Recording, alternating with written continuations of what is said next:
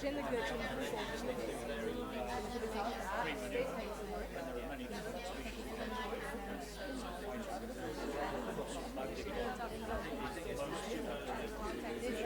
it's hard for people who's going to have earth skills. He's 70 years old.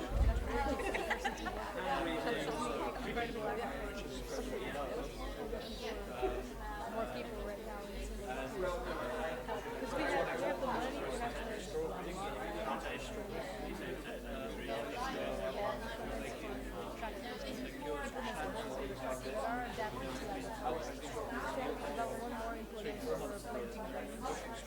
conventional farming, everything on the ground.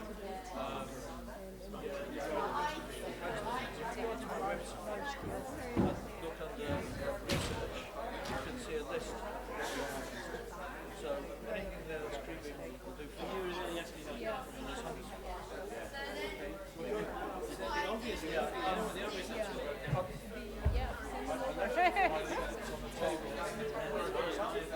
there's the red shade. It's got all my it's got my you managed to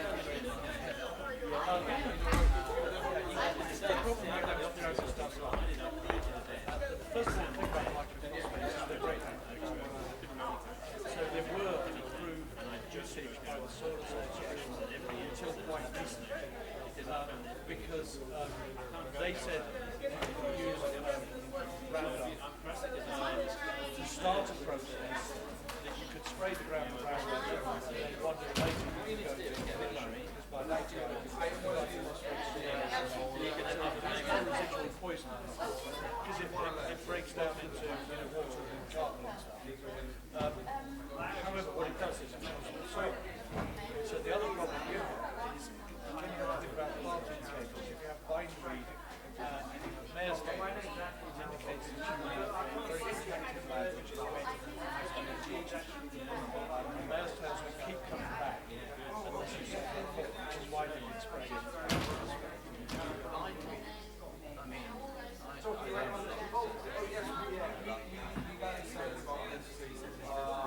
Yeah, bindweed is incredibly difficult to get rid of. Yeah,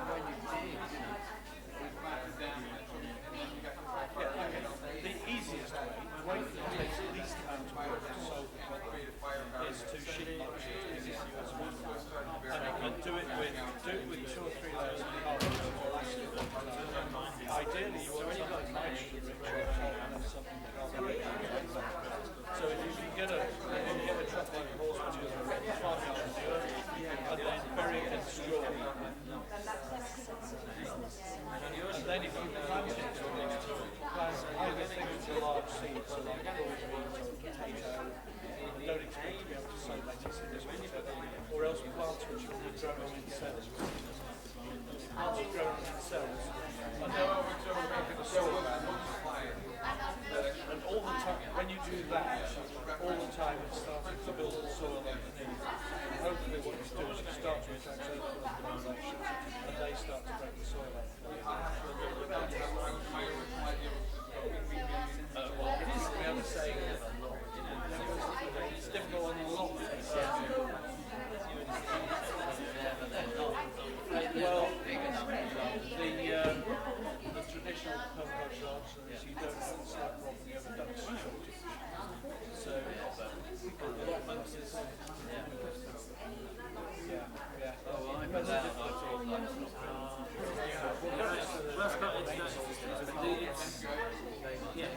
Yes, drinking Molotov cocktails with gummy. Yes, okay. Thank you.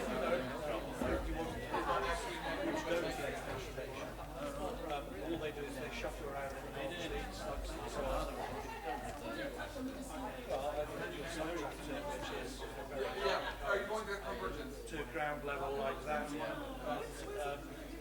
stale beer or sugary water, the slugs is full in the ground.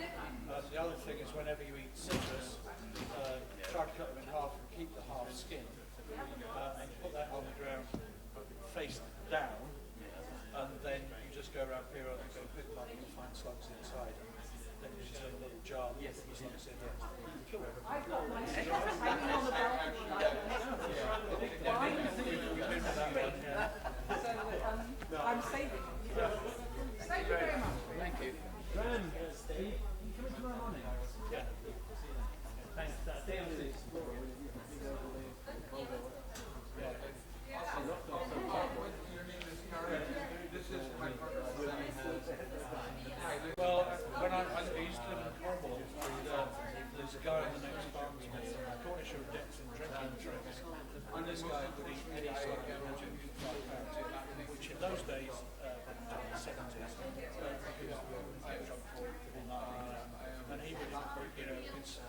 slugs are like that.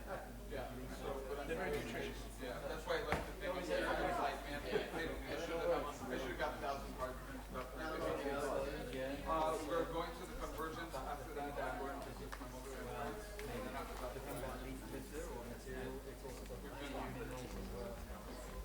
oh, it's actually lost it. What's his name?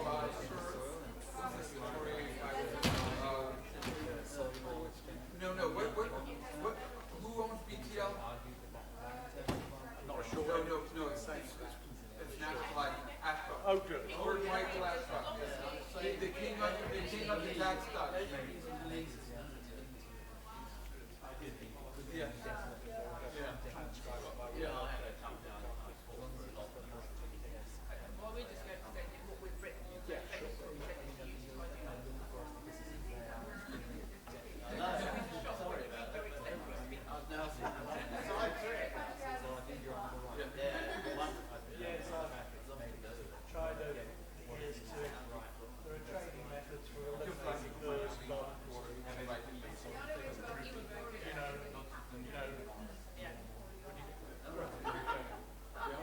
Or you can walk in, but if you get lost on the wrong trail, might end up the dance. That's the other thing we're famous for, and my village in particular. So. Yeah, right.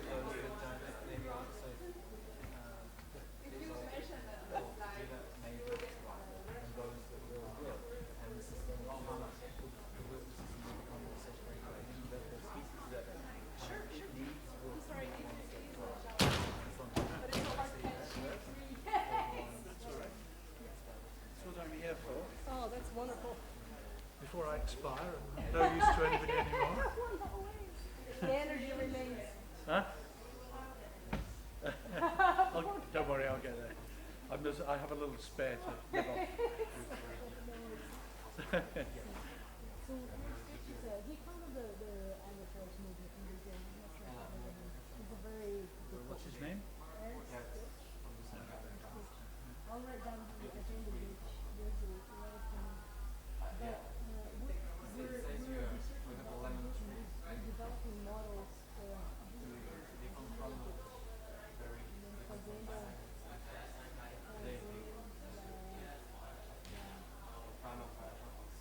Okay.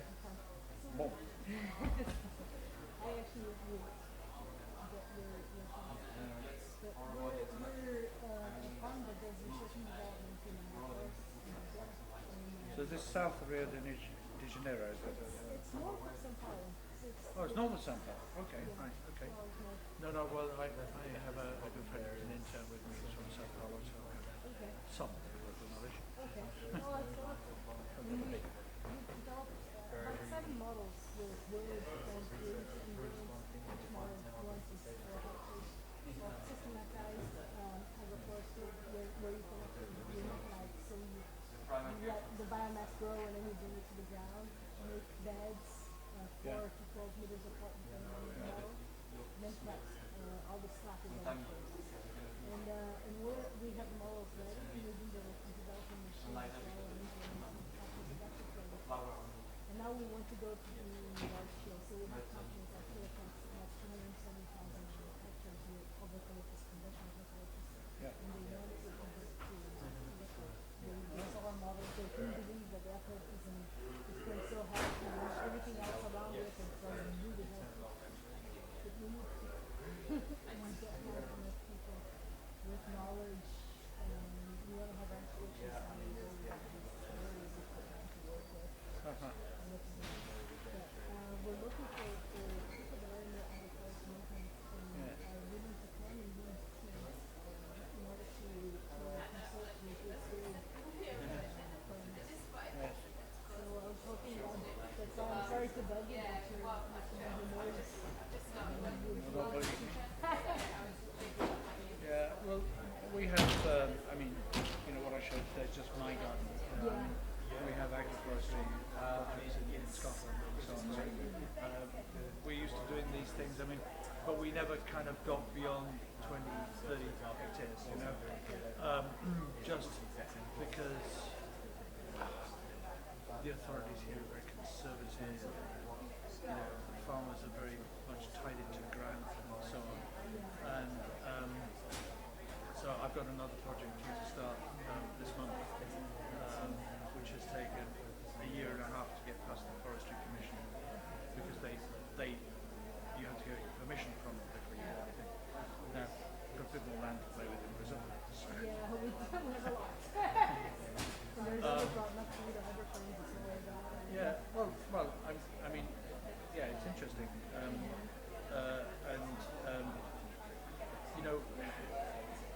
Do you know about the Centre for Alternative Technology in the areas?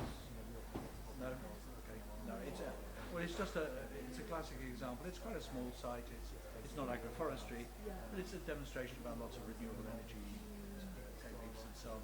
But when they started it, they had volunteers who, for 2 winters, dug by hand the road up to the top of this old slate quarry. And it was just like, this is so crazy. Why don't you just get a JCB and do it in a week, and pay for it, And I think too many people have too much time have been resistant to the idea of using big kit. So, I mean, if you look at Sepp Holz's work in Austria, for instance, we use big kit. You go in, cut the terraces, get it done. I mean, I was in, and there's too many people here who talk about business is bad, per se, which is not the case. Even big businesses are not all. We're going to put them in bankruptcy. We want to prove that this is cheaper than Just prove to them it's better. Yeah, exactly. So I like the idea of being able to do things large scale, and also, forget the nonsense from Jonathan Farrar the other day. I think he's just deliberately provocative, but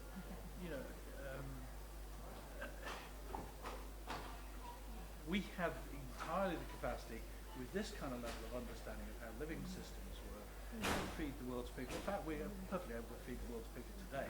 It's just the food isn't all where the people are. Water is a big issue, but there is, I can't remember what the figure is, I think it's 100,000 cubic meters per person of fresh water on the planet. It's just not all where the people are who need it, So a similar issue. But certainly with techniques like this, we should be able to create extremely productive polycultures within existing farmland and so on. Not need to be cutting down any more rainforest for it. But there's a nice little joke some time ago, I don't remember exactly, but it's about the Brazilian who decided he was going to campaign in Britain about Europeans having killed off the North Sea and have wiped out all their wild animals. It's very easy for people here to criticise people in Brazil for cutting down rainforest and all that. But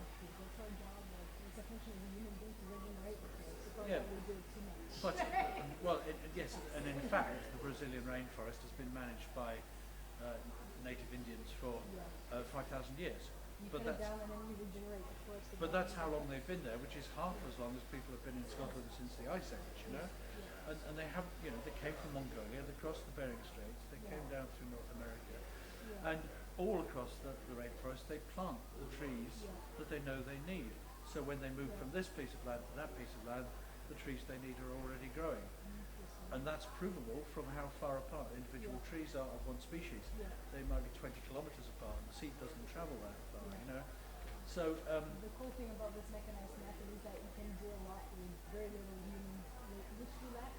We lack muscle nowadays. There's no one really wants and this is so much more sensible than, I give you one example. One thing I will never buy in shops here is Peruvian asparagus. It's grown high in the mountains, and I saw a presentation in Glasgow from somebody about this particular project and how wonderful it was, because whole valleys high up in the Andes just growing asparagus. It's complete monocropping, which in itself we know is bad. But they have built concrete houses for the people. They built a school for the children.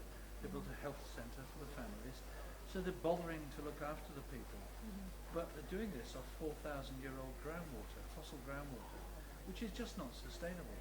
You know, so something like this is much more sensible. That you meet people's food needs on land, it's much easier to grow on. And when you get a sandy land and you can accelerate by 20, 30 years in 1 year, just using this process of accumulating mass in beds, and then in planting, even people are planting eucalyptus. These are incredible trees because they stimulate the growth of the other trees. You know, so you have the bananas that create stability of water, and then it just transpires and makes everything else grow, you know, faster. yeah, the problem with eucalyptus is they do wreck the water table. No, because they use glyphosate. Because it's plant for monoculture, could you do the monoculture with glyphosate? Then yes. But if you're actually planting an horticultural system without the glyphosate, it's ineffective because it accumulates water in the system. It actually stimulates transpiration of the plants. And if you measure humidity and water retention of the soil, it goes up drastically. Because it's how we manage eucalyptus that's destroying the water table. Well, interesting, but certainly, I mean, for example, in Cyprus, the British used eucalyptus to dry out the swamps, which were, of course, disease infested and so on, which was a good idea. But what they needed to do was cut them down afterwards, so they didn't keep on being a eucalyptus forest. Because they transpire a lot. In 1 year, they're forming the soil. So how can I help you? I need people who like you have a lot of contacts, and you have the models, we have the machines, we have the clients, we have everything it takes, and we only have very skilled 7 years old and an extremely gifted person to lead teams. Well, I mean, it's very difficult to know how I can help without seeing it, really. And so you know, if you want me to help, you need to get me there, and you need me to get to talk to the clients, and you need so I know what teams you need to put together and what is the situation, and then we can look at that. There are 2 or 3 departments in the UK that train people in agroforestry in universities, and they tend to veer more towards tropical rather than temperate. There's some people here these 2 days from the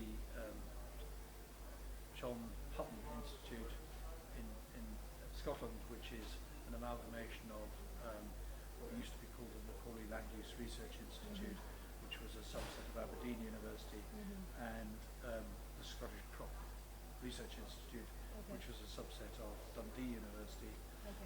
There's another university in Wales that also does agroforestry. So, you know, there are places that are training people, and it may be, you know, that part of your team is to do with economics, part of your team is to do with, you know, machinery, and so you know. We're doing it all by ourselves, 2 of us, me and Ernst.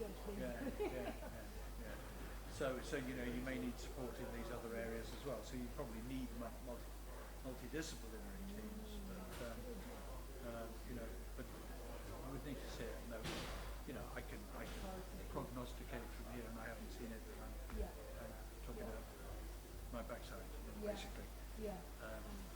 So you have a really strong base, and that's like guiding the resources, how to connect the people, finding people information. Well, I'm very connected into business networks in the UK, also to media. Hi. Excuse me. May I have after your conversation maybe a minute or two? Surely. He needs to have lunch soon. You want to go get lunch? Well, talk over lunch. Have you had lunch? Yes. Oh, I have a very simple question. Maybe it was a very simple answer. Basically, we are there where you were in 1990. We just acquired a plot of land, and we're starting to develop it for our own purposes. And now the question is, do you have like a good, whatever, literature link or whatever, which explains in a simple way how we can like start to do the conversion process? It's called the Permaculture Garden, and you can buy it off the bookstall in there. £14.95. Okay, and that is basically based on your garden and your experience. Yeah, it's a translation of the work of Bill Mollison in the way that the woman was talking about this morning. It's easy to understand. Exactly. It's in simple English. It doesn't use high flying technology. It's based on Northern European situation and culture, which is rather different from where Bill Moll's. Have a look. If you go Okay, there. cool. And Thank if you you've very still much. got questions, come and ask me again. Will you be here the next days on the convergence? or- I'm here today and I'm here until lunchtime tomorrow. There's a session about research here tomorrow morning, and then I'm going back to Scotland. Okay. But my son is at the conversion, so His son is at the convergence. yeah, Okay. he's called Sandy. Sandy Bell. No, Sandy James. My wife and I could never agree about what to call the children. Okay, but it was really inspiring this morning, and well, we thought. Let's Where go do you there. live, Mirko? Next to Leipzig. Okay. So Berlin, a little bit south is Leipzig, Yeah. and that's where we have. We have the same size also as you. It's like 1,000 square meters of garden. Okay. Well, I've just been. I've done some work recently with somebody from Aachen, who I expect I'll see again soon. I was also told somebody visited me recently who was in Scotland with his daughter, who's from somewhere near Hamburg. And you know, so we've got a few connections over there who are quite interested that we come and teach over there at some point. So that's also a possibility. So maybe I could just drop you an email and Yeah. to Sure. hook us up with And basically in the room where the books are is Yeah. also my leaflets on the table. It says Red Shed. Take one of those. It has my contact details on. Okay, Just send me an email. cool. Good. Very good Okay, nice to meet you. presentation. Very nice to meet you. Good. Very nice to meet you. Yeah. Thanks. Yeah. Lunch. We need more time. This became so dense and talking with people with incredible projects in Washington.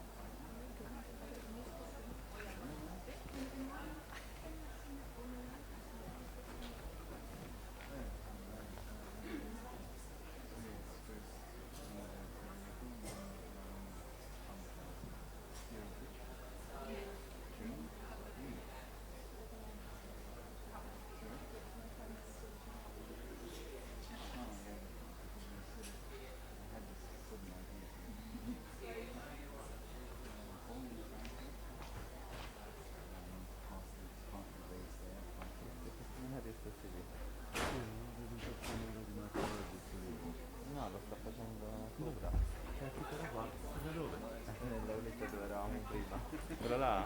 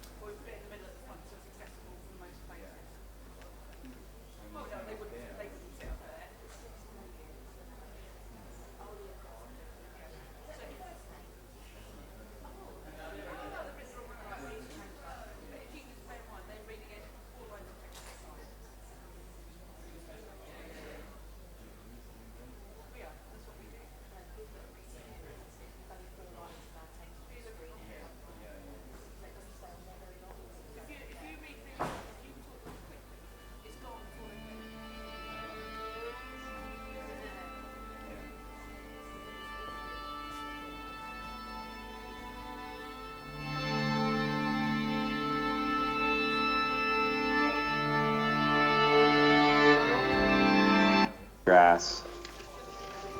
In parts of Southeast Asia, they've managed to figure out how to grow grain for not just when I got involved with Green Roofs, I was working for a nonprofit. all these umbelliferous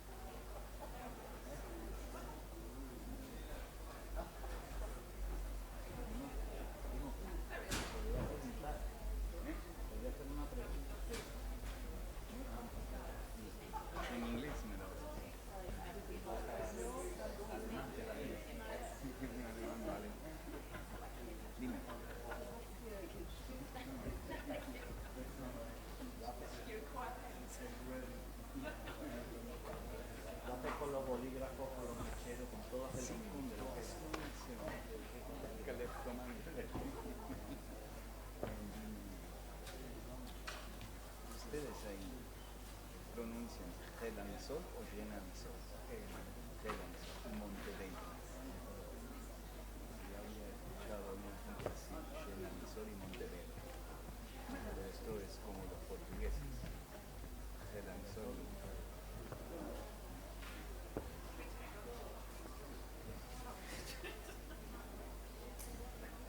eso es lo de menos. Eso es lo de menos.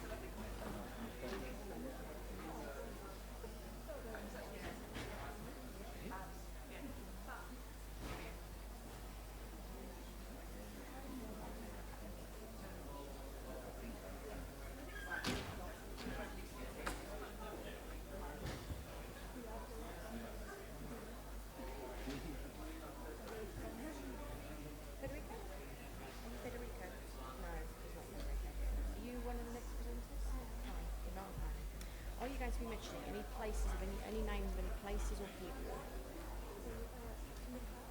yeah, I've got that as well. Through, yeah. Are you the speaker?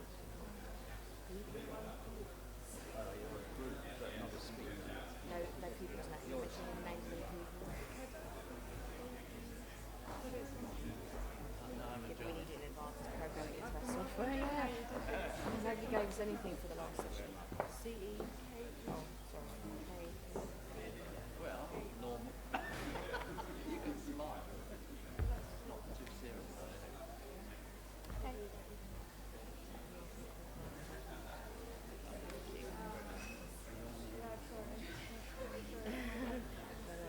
Oh, it's on your thing. I can read it. Do you know what Federico Felipe looks like? You can't.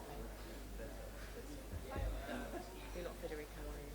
No, no idea. Okay. Oh, who are you? Oh, you're Kevin. Yeah, Excellent. Right. We are captioned there. We had an absolute nightmare in the last session. They spoke so fast. Okay. And the other issue, of course, is that people who are relying on reading that screen won't have been able to keep up with it because it just goes so fast. So they put it slow down. I think most of these people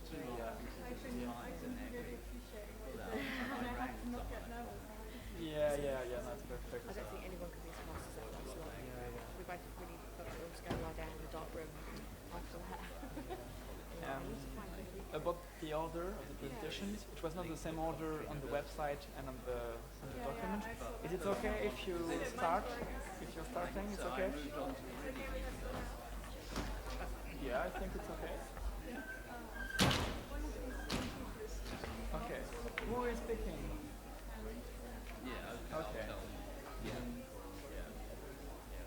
Are you speaking? You are? and you're speaking. Do you have a card? Yeah, exactly. Yeah. Nice to meet you. Yeah. No? I should do. Oh, yeah. I have two jobs, and one job I just moved. Ah, right. Campus every Saturday. So what I suggest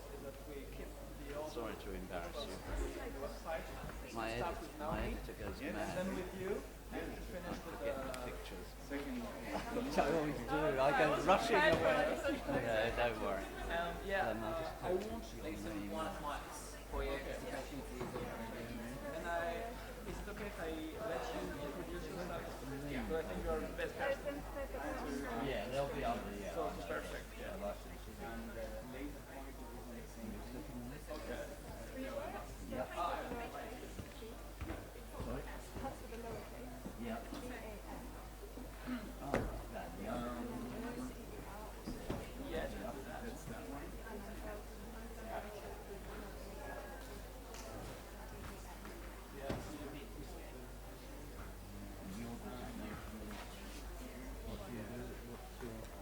It's better if don't you want to come and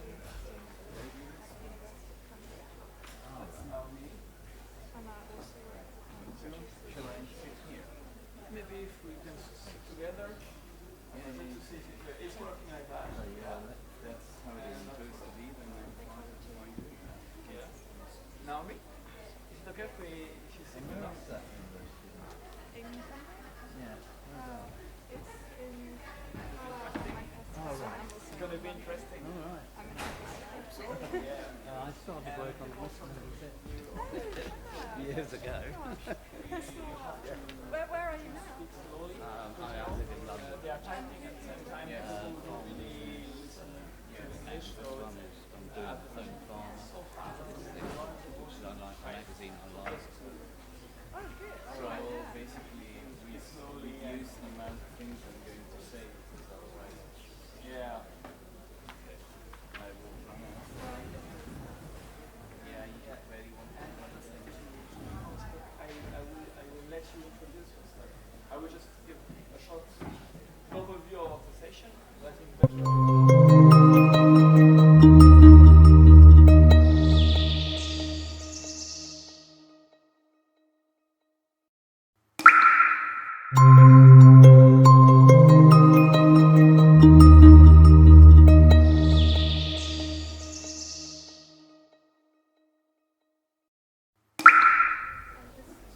Yeah, you can. Oh, that's good. Yeah, it's just really easy and then there's a pointer. So this is forward, this is backwards. Yeah. Atomic bomb.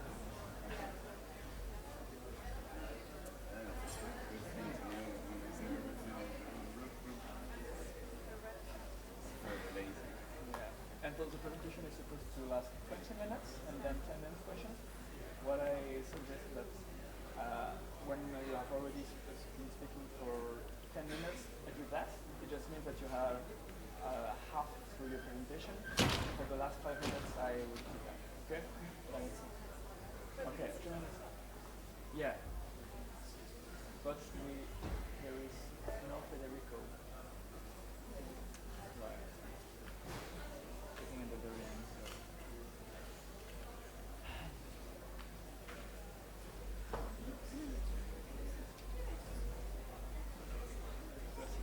Big room.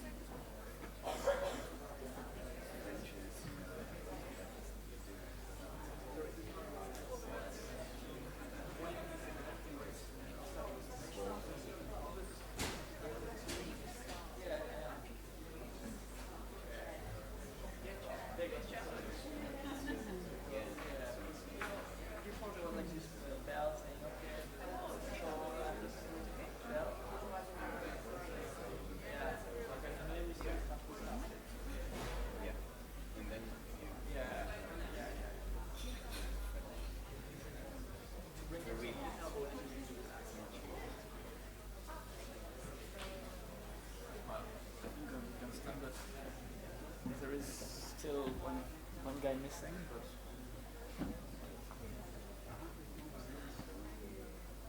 okay, so if you're not coming with a load of time, so you can speak slowly and have a lot of time, so no pressure. What the most likely. I have no idea because if he arrives late, it'll be tricky, so I don't know. Maybe we just keep the way it is, and if we have more time at the end, and if it starts before the end, that we can have more time.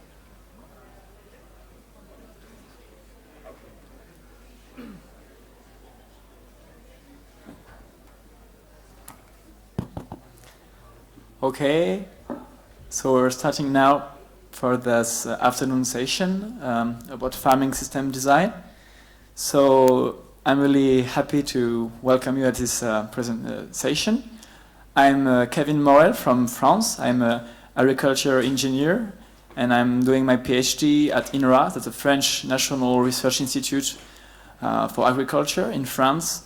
And I'm working on the viability of really diversified organic market gardens, and including permaculture farms.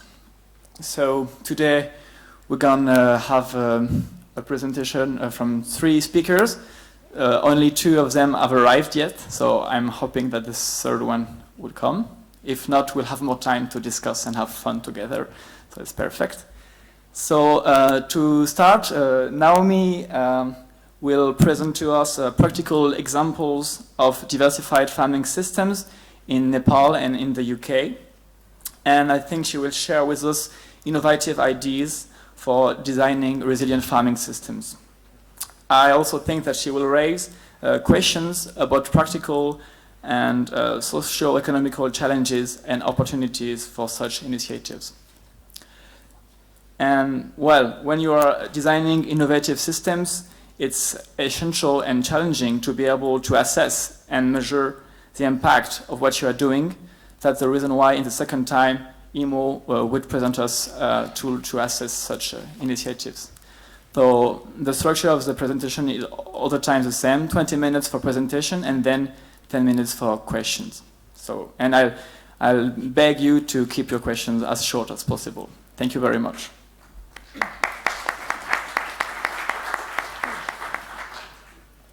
Thank you very much. So my name is Dr. Naomi van der Velden. I have 2 part-time jobs, which both amount to more than 1 full-time job. I work as a lecturer in ecology and sustainability at the University of Cumbria in the far northwest of England, and I also work on the Next Big Step project at the Permaculture Association in Britain. So I hadn't exactly anticipated that I'd be talking in farming systems, so I've modified my talk a little bit. And one of the things that I've realized is that farmers, anyone growing food, have to know so much stuff about such a variety of things that there's a huge and overwhelming amount of information out there. Too much for any one person to absorb all the knowledge from. So I have tried to take some of that knowledge and present some of the evidence for what I'm really going to be talking about. My research interests are in plant communities, and that's gone from looking at forest ecosystems to mountain ecosystems to giving me more time to pursue my passion, which was gardening and growing food. So to looking at food-producing plant communities. So we understand that there are many benefits from what we might call multi-species or polyculture food-growing systems, growing more than one species in the same area. This is just a summary from a review paper that shows some of those benefits. So impacts enhancing biodiversity, soil and water conservation, pest regulation, which obviously links into the economics and money saving, and it's also been linked to greater overall productivity in natural systems. We have very few studies looking at food-producing systems, because as a scientist, it's very complex to understand all of the interrelating factors. As soon as you've got more than 2 crop species, it becomes very difficult to understand, well, was the result because of this, or because of that, or because of the interaction? So we have a bit of a lack of methodology for understanding these complex systems at a scientific level. Oh, so sorry. I thought that one worked. So multi-species systems are used a lot around the world. They're mostly used in family scale, what we might call subsistence production, largely in the global south and in the tropics. Agroforestry systems are also using these multiple species, and they tend to, well, they've emerged from the tropics and then been developed into some, we saw a couple of presentations about forest gardens yesterday and some really interesting diverse mixes in temperate systems as well. And of course, in the traditional home or cottage garden in Europe, we would have had quite diverse species mixes. So it tends to be people growing for their family, and they want to grow a diversity of things. Okay, did you get all of those? Where do I need to point this? Okay, thank you. There's been relatively little commercial production using these systems, and I'm kind of curious, given all of these benefits, why aren't we using these systems more? And I couldn't really find any research about the barriers to use, but talking to people, and I've kind of thought about it, these are some of the suggestions. So monoculture involves often big investments in machinery, and so there's mechanization. Machinery is often focused on producing one kind of crop and can't be transferred to a different kind of crop. It does require a lot of knowledge and expertise to be able to understand how best to grow crops, which mixtures grow best together, how you can plant one during a time and then plant it with another one as that, over a season or over a year. For larger scale farmers, which can include quite small scale large farmers, there's also a risk in trying new stuff. They're often operating on very small profit margins, so trying to invest in something else is perhaps a risky proposition. They want to know that something's going to work before switching to a different kind of system. And there's always the opportunity cost. But what I think the real answer is that it's a question of scale. So at what scale do these systems work, and how can we best use them?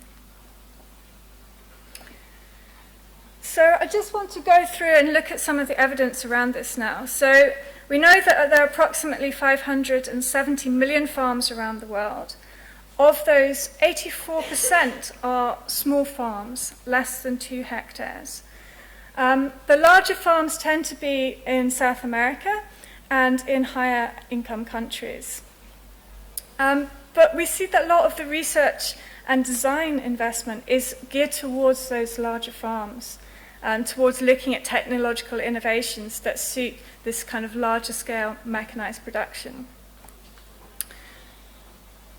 So interestingly, despite the fact that they have 84% of the farms on only 12% of the land, they are proportionally more productive. So the graph is showing in green how much, as a proportion of total agriculture production, small farms are in some different countries, and in red, what the proportion of the land is. So you can see that in all of these cases, and this list is looking at the smallest 75% of farms for these countries, in each case, productivity is higher as a proportion compared to the land area. So overall, these are more productive. And we also have evidence that polycultures can yield 20 to 60% more than monocultures, as well as yielding a diversity of different crops. So, interestingly, smaller farmers, but not surprisingly at all, smaller farmers tend to grow a different variety of crops, but also a different variety of cultivars, that is, different types of the same crop. And these are often what's called land races. That is, those that have a history and a heritage from that area, maybe from trading seeds, saving seeds, swapping seeds, rather than buying in the kind of formal, modern varieties of seed. And this has been shown to offer much more harvest security. If some individuals die, others will survive, and different ones in different years. One example, in Peru, farmers are growing 50 different varieties of potatoes, and at higher altitude, the higher diversity of potatoes are grown. And that's to mitigate against climate insecurity. Will it be a particularly cold year or hot year? Will the friaca come? And that's the cold winds coming up from the Arctic. And that variety allows for security in knowing that you're going to get some of it will produce. In contrast, looking at some of the main crops that are grown around the world, this study is showing for each crop, so in the top left maize, underneath is wheat, and then top right rice, and underneath is soy. And red is showing their susceptibility to climate change, with red being the yields and growing conditions are likely to be adverse, and blue is it will be improved. And you can see, particularly for wheat and maize, they're very vulnerable to climate change. Rice, in some areas it will do okay, in some areas it will do badly, but overall that's kind of balanced, and the same for soy, so there's an overall balance in those two. So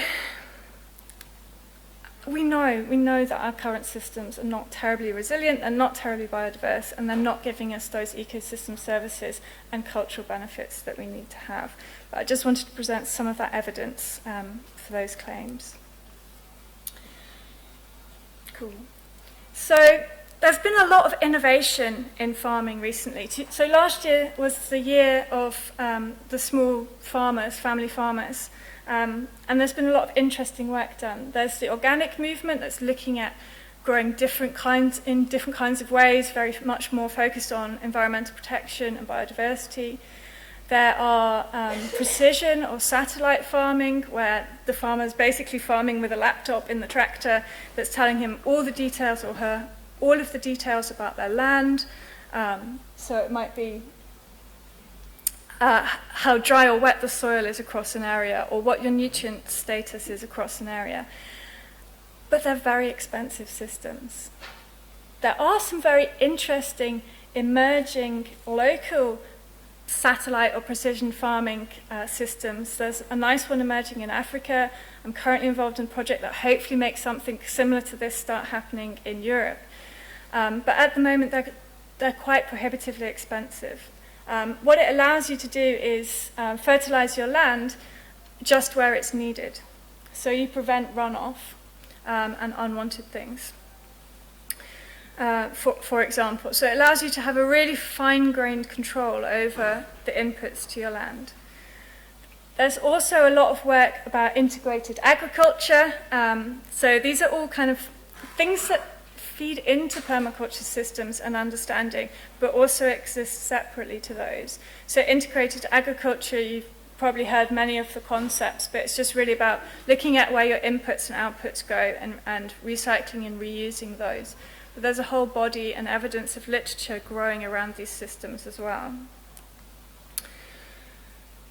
There's also, at the same time, a huge wave of innovation in home-scale systems. So looking at vertical growing, looking at aquaponics systems, where you've got mixtures, rooftop growing, so using and reclaiming new space that's not designated for agriculture, but can be used in that way. And I'm sure you've all seen some amazing and inspiring examples of this type of different growing. So there's a huge wave of change and innovation, both from commercial right through to kind of family levels.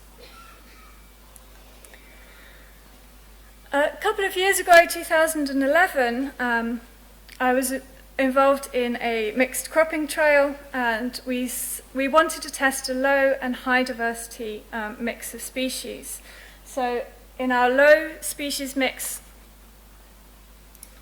there is just 3 species. There's peas, radish, and spinach.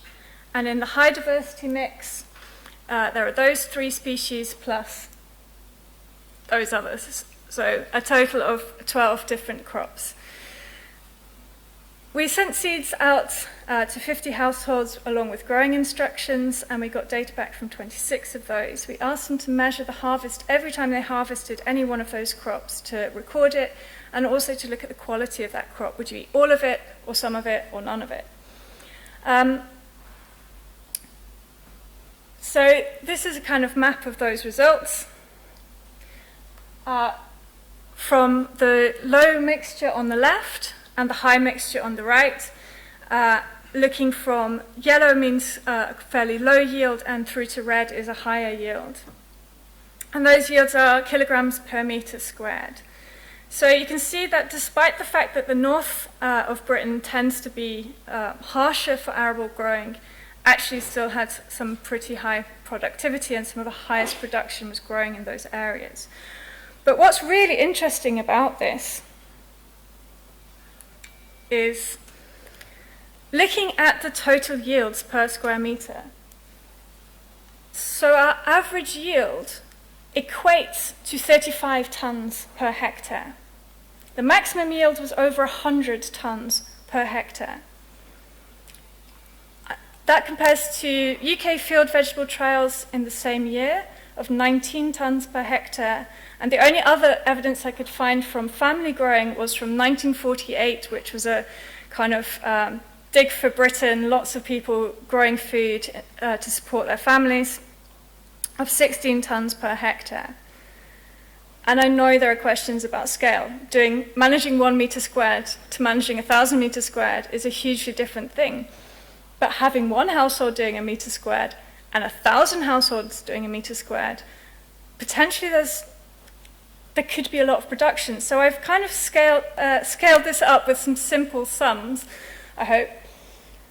So there's 216 million households in Europe, approximately, and there was a study just this year that suggested around about 15% of households grow their own food. So if that 15%, 324,000 households, grew a 10 by 10 metre plot, then they could produce over 1 million tonnes of food. Sounds like quite a lot. And the interesting thing about this is the other benefits that come with that. So our participants don't see food growing as a job. They see it as a leisure activity, an enjoyment, a learning activity, as well as producing food. So if all households grew that, then potentially 75.6 million tonnes of food could be grown in Europe just in households. And obviously, not all households have that land. Some have more, some have less. But even so, you could see, however we worked it, there's an interesting potential there. But it's not going to grow all of our food. So in 2014, I could only get data for 3 crops, but they together came to 25.8 million tonnes. Thanks. So there's a potential. We can do some stuff. Having lots of people doing a small amount of food production is going to make a big impact. That could be, equivalent to or meeting the kind of European production of vegetables.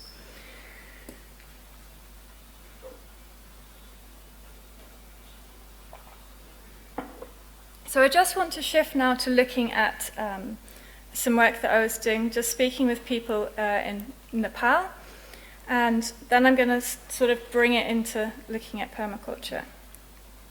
So of the people that I spoke to in Surkhet, which is a high mountain area in Nepal, most families have around a half-hectare plot. That tends to feed about 5 people plus assorted livestock. They tend to grow most of their own food, and they'll sell surplus, typically garlic, oranges, honey. Oh, sorry. And then buy that other products that they need and are unable to grow at this altitude.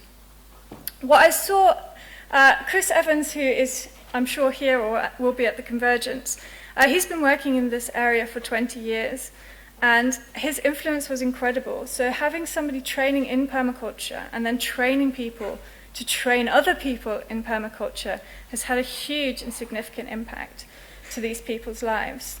So the key things that I noticed in terms of what they were doing differently, or what they told me they were doing differently, was using manure, definitely not chemicals, which were expensive, but also really heavy to bring up to the mountainside. It's about a 7-hour walk.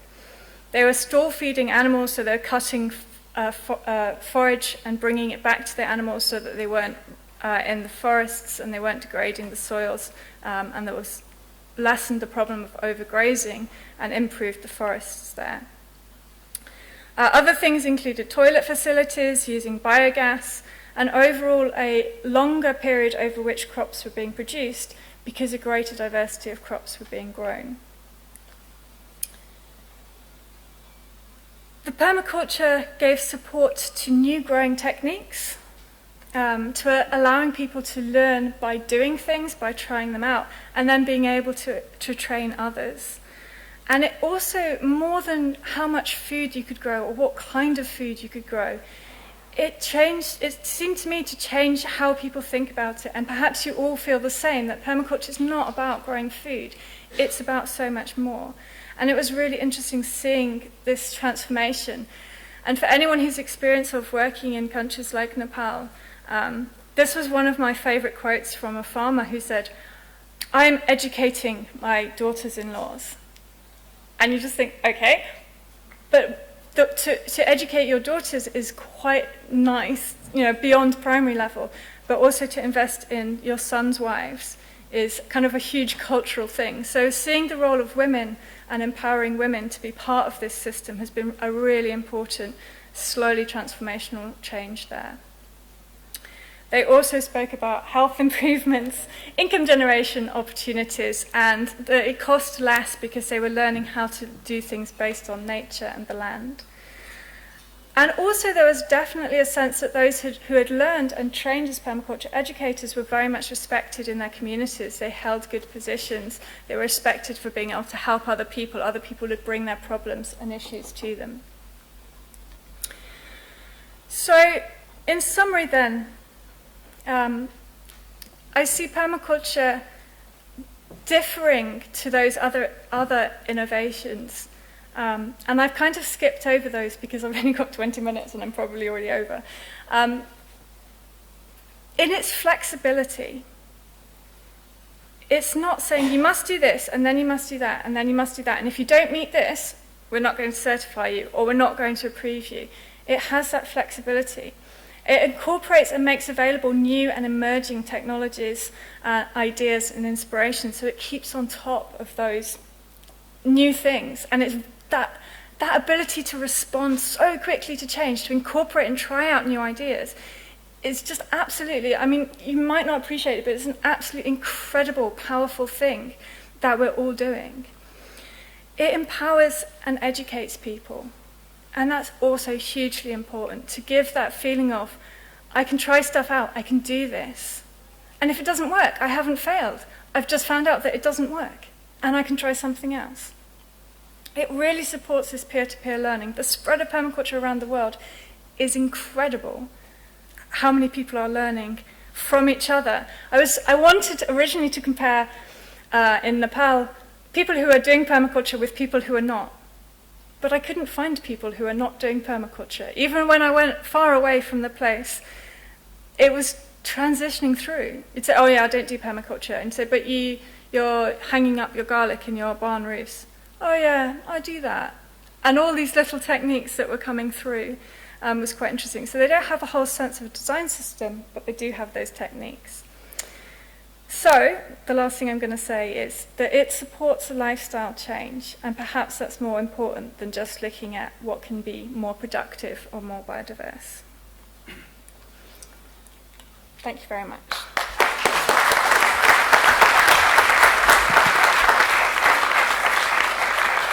Thank you very much for this really inspiring talk. So, does anybody in the audience have questions? Or reactions or comments?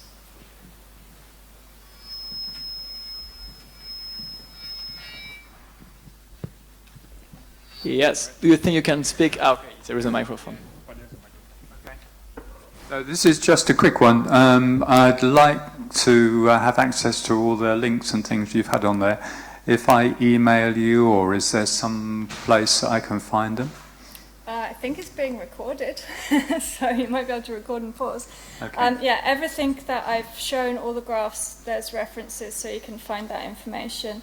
I'm happy to send you a copy of this. Thank you very much. I will also make sure that it's up online so that you don't have to go to the trouble of asking me, but I'll make sure it's available online as well. Thank you. But thank you for your interest. It's interesting what you were saying at the beginning about sort of farmers finding it difficult to sell a diversity. So if they've got a diverse crop, you know, if I've got apples, I've got to learn how to make fruit leather, I've got to learn how to make cider, I've got to learn how to make apple juice, and go through all the regulations with all of them. So that really, it's sort of building a community around a farm seems really important to be able to bring in all those skills. So that was sort of thing that really came up for me there. It's not just the farmer, it's the community that the farmer interacts with that's really important. Yeah, I think that's a really good point, and yeah, I guess that's part of what I'm trying to say, that permaculture provides that empowering kind of community. But yeah, I think thank you for putting it much more eloquently than I did.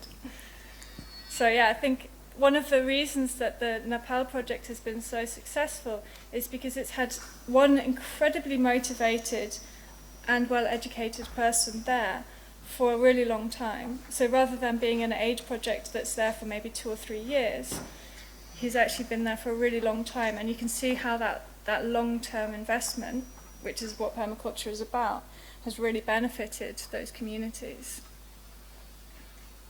And yeah, learning from each other as well.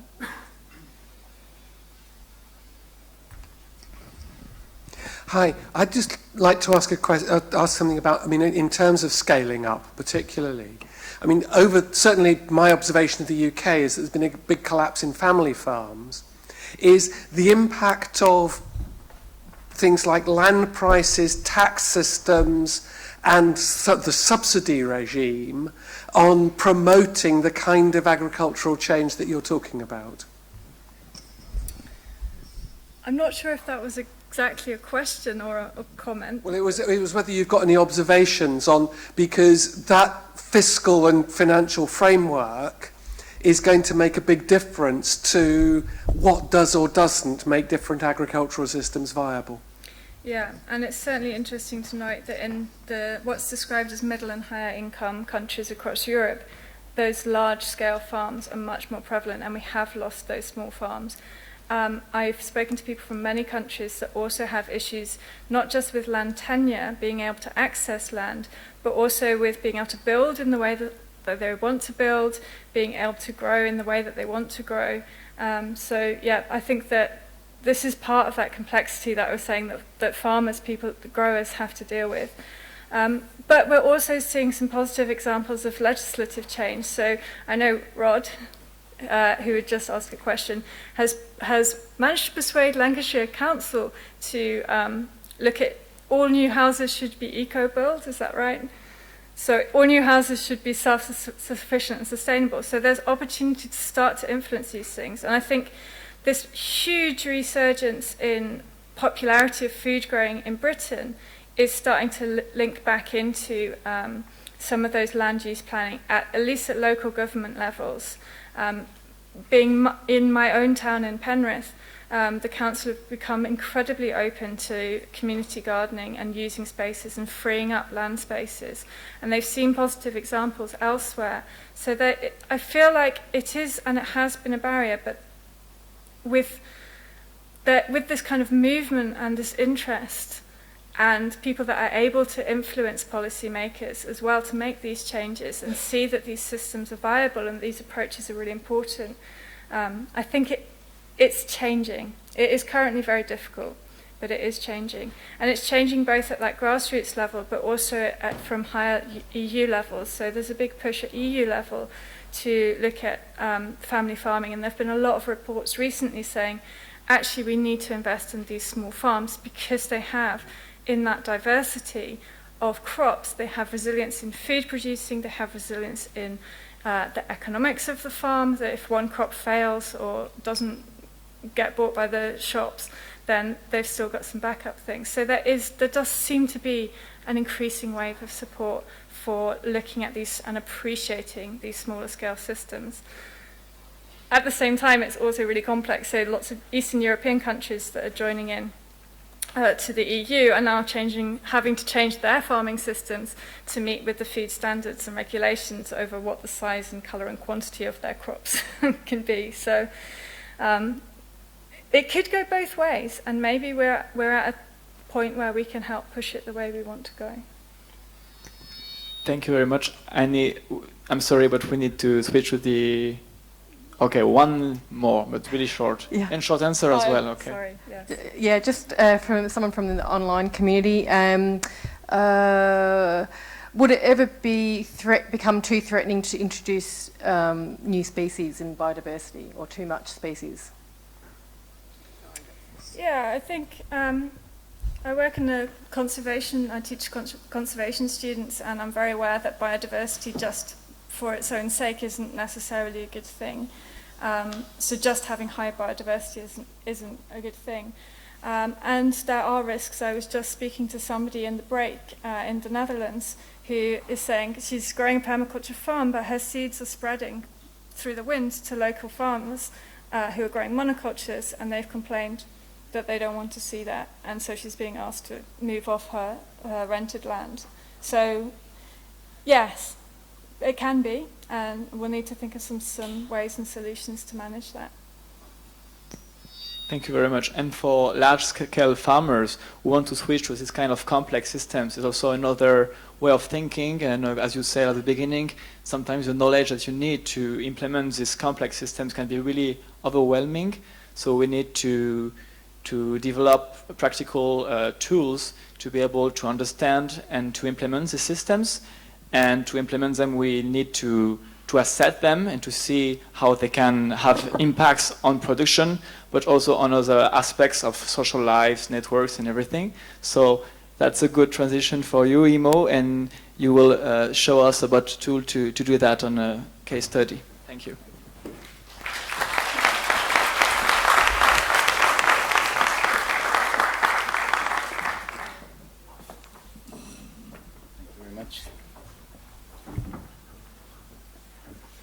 Good.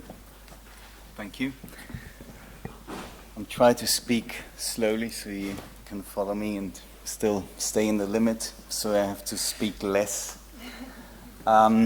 First, my thanks go to Coventry University and the Center of Agroecology, Water and Resilience, who made this study possible. I'm part of the center. My thanks go to Ulrich Schmutz, Julia Wright, and Michel Pimer, who are also part of this. I'm going to go through people, and I'm going to introduce myself. Then I'm going to talk a little bit about research connected to a farm. And finally, I'm going to talk about the findings. So that's me.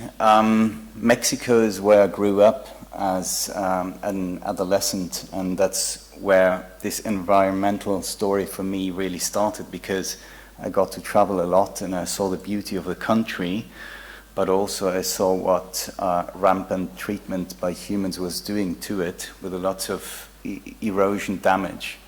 And I felt very sorry for that, and at that time I didn't know this could become a profession to try and remediate that.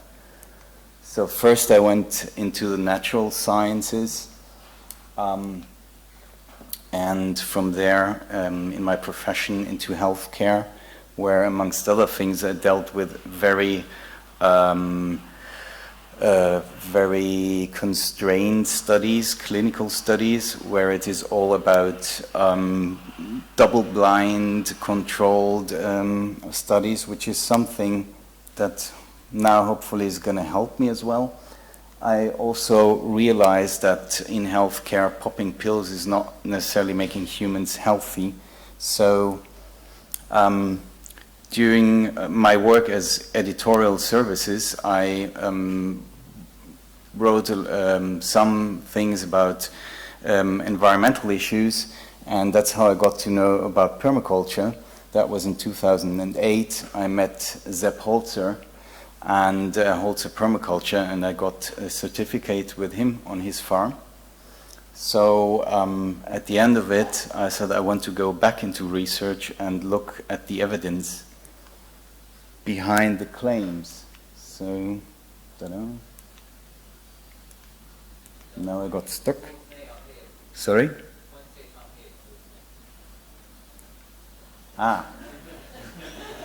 So that's what really caught me. This is a project that was also presented somewhere else. It is a landscape in the Alentejo in Portugal, which was transformed from something very dry by retaining the water on the land and making something that to me looked like paradise, and that's what caught me. And I said, I want to know more about this. What is it? And I was told, well, this is permaculture. So that's how my journey started, and that's how I got infected by the permaculture virus. As I mentioned, this is Sepp Holzer. You've seen pictures of his farm earlier on, and he's a man who fights, who's very strong to get his ideas through, so I learned a lot from him. That's the group of about 30 people. And that's on the right when I became a translator to his courses in the US. I have to point it that way. Now, thanks to Rafter's work, Rafters as Ferguson presented earlier, I found this this question: what is permaculture's impact on the agroecological transition? So, in my research, I want to move beyond saying, well, permaculture stayed largely isolated from scientific research. I would like to contribute to make a change, and I'm seeing that there are a lot of others here who think the same way, which is great. So, putting it in a picture, it's about livelihoods, and a farm like this, a market like this one, which is very lively in Barcelona, but largely selling produce from conventional farming, and I would like to see permaculture products on there instead.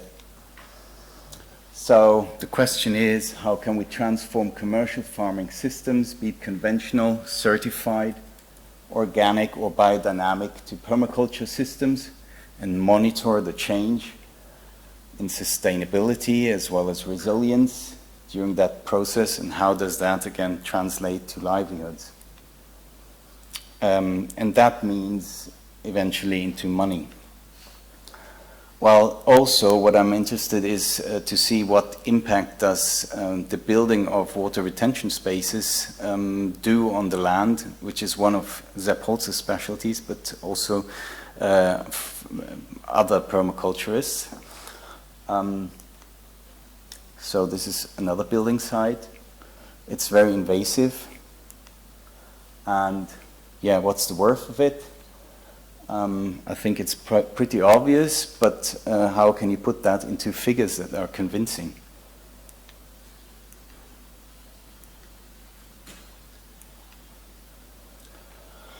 Now, my next question was, when I started this research project in April this year, what is a useful research tool to do this?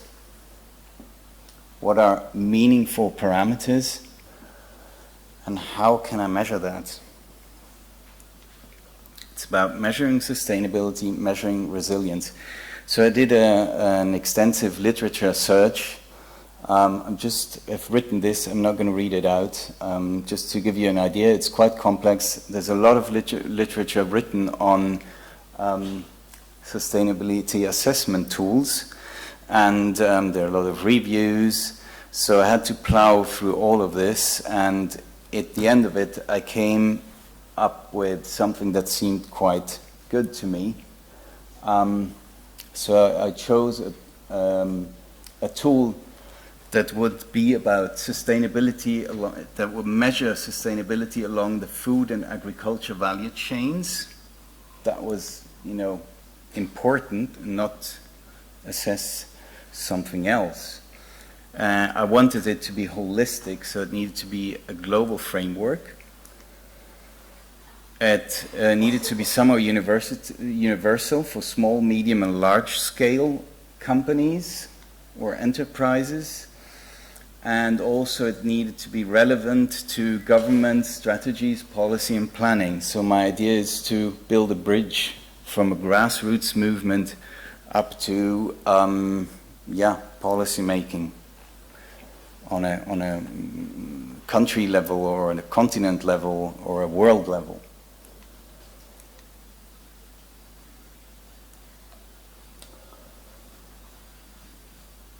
Yeah, and the last idea was this should allow for self-assessment so that everybody can do it. So what I came up with is the SAFA tool. It's the Sustainability Assessment for Food and Agriculture Systems. It's freely available. It was created by FAO. It has 4 dimensions. Important for me, environmental integrity, economic resilience, and social well-being, which are then mapped with permaculture, earth care, people care, and fair share. And just to give you an idea, it's 21 themes that it covers. Those are divided in 58 sub-themes and 116 indicators, so it's about 116 different questions. The whole tool works as an interview, kind of, you talk with the farmer, or the farmer talks with himself. Just to give you an idea what an indicator looks like, this is the indicator called Ecosystem Enhancing Practices, E4.1.2. And what I liked about the SAFA tool is that a lot of the indicators do cover topics that are also topics in permaculture. So in this case, it was about agroforestry, mixed cropping livestock system, mixed rice fish systems, intercropping, perennials, forels, gardens. So all these topics are there, and they are important at FAO level already. And they have developed a tool to assess that. This is just to give you an idea what a data entry screen looks like. It's just an example for the topic of soil organic matter. And, for the farm I'm going to present in the next slides, I can say already that most of that, at least the way I assessed it, was in this very good or very good region. So this is what the result can look like. This is just an example. The actual result from the farm you will see later. You see all the themes that are covered in this sort of polygon plot. And this is the farm I went to visit. I stayed there for 2 weeks, and as you can already, 10 minutes, yeah, great, yeah, it should be possible. It's a Demeter farm, and it's also certified organic, and really convinced that permaculture is the way to go forward. Just to give you an idea where it is in Spain, in the Huelva province, so in the south, where all those strawberries come from, you probably know. But this is here not about strawberries. So it's also not far from Gibraltar, which many of you will probably know. The region is very dry, and with most rainfall in winter.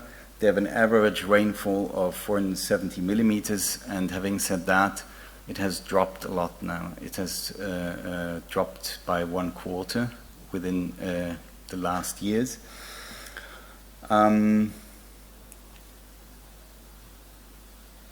Main produce is fruits or fruit trees, and we're talking about 50 hectares. The farm is owned by a German person, Mr. Friedrich Lehmann. He's also owner of a big company that it's a wholesaling company for organic produce based in Germany, and he owns this farm and a few others.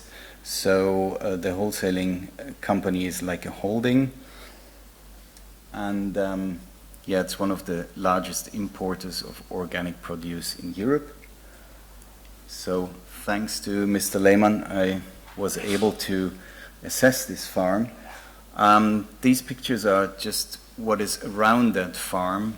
It's olives and on naked earth, and I just happened to see that sign there on Explotación Agraria. So we want to move from the left-hand side to the right-hand side, which is also olives on Gelanisol y Montebello, which is the name of the farm, or two farms put together. That's the variety of crops they have. I'm not going to go into it in detail, so that covers the topic of biodiversity.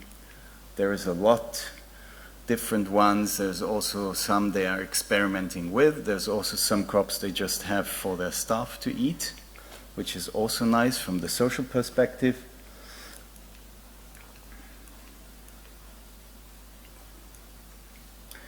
Yeah, topography.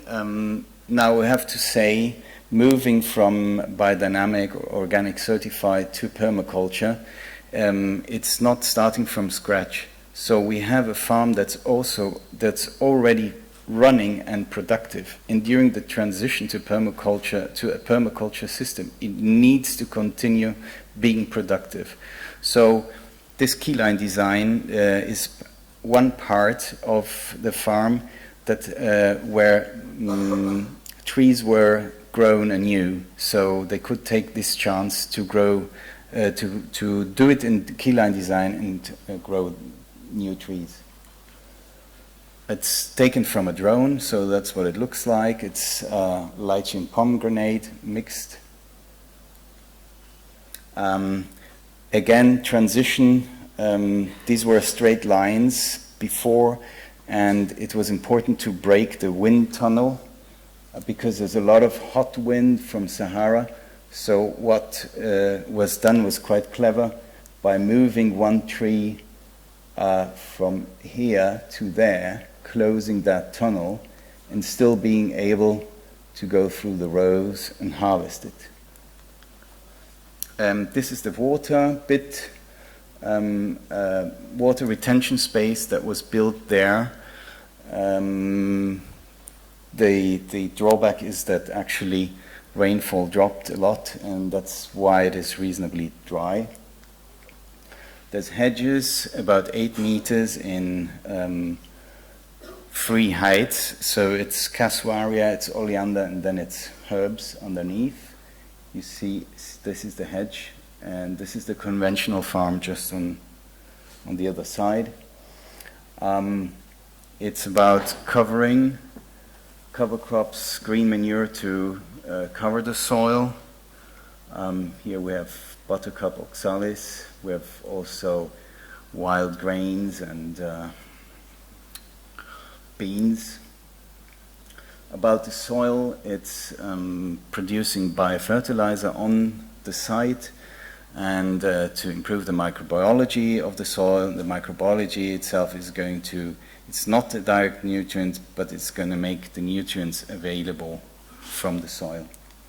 So this is what composting is working with. 5 minutes. I have to go a bit faster. This is about crop biodiversity. They're starting to grow wild varieties of avocado, which you can see on the pictures. Solar power is also being put on the farm. It's about creating habitats for wild biodiversity. It's about pest control with natural methods. Here we have the ladybird larva, we have traps, And at the end of it, this is what the polygon looks like. We have some very strong dents in there.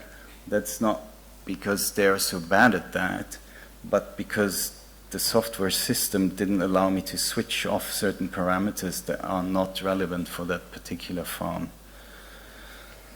And part of the scores were a bit lower because there wasn't the actual documentation, the paperwork that would be there. So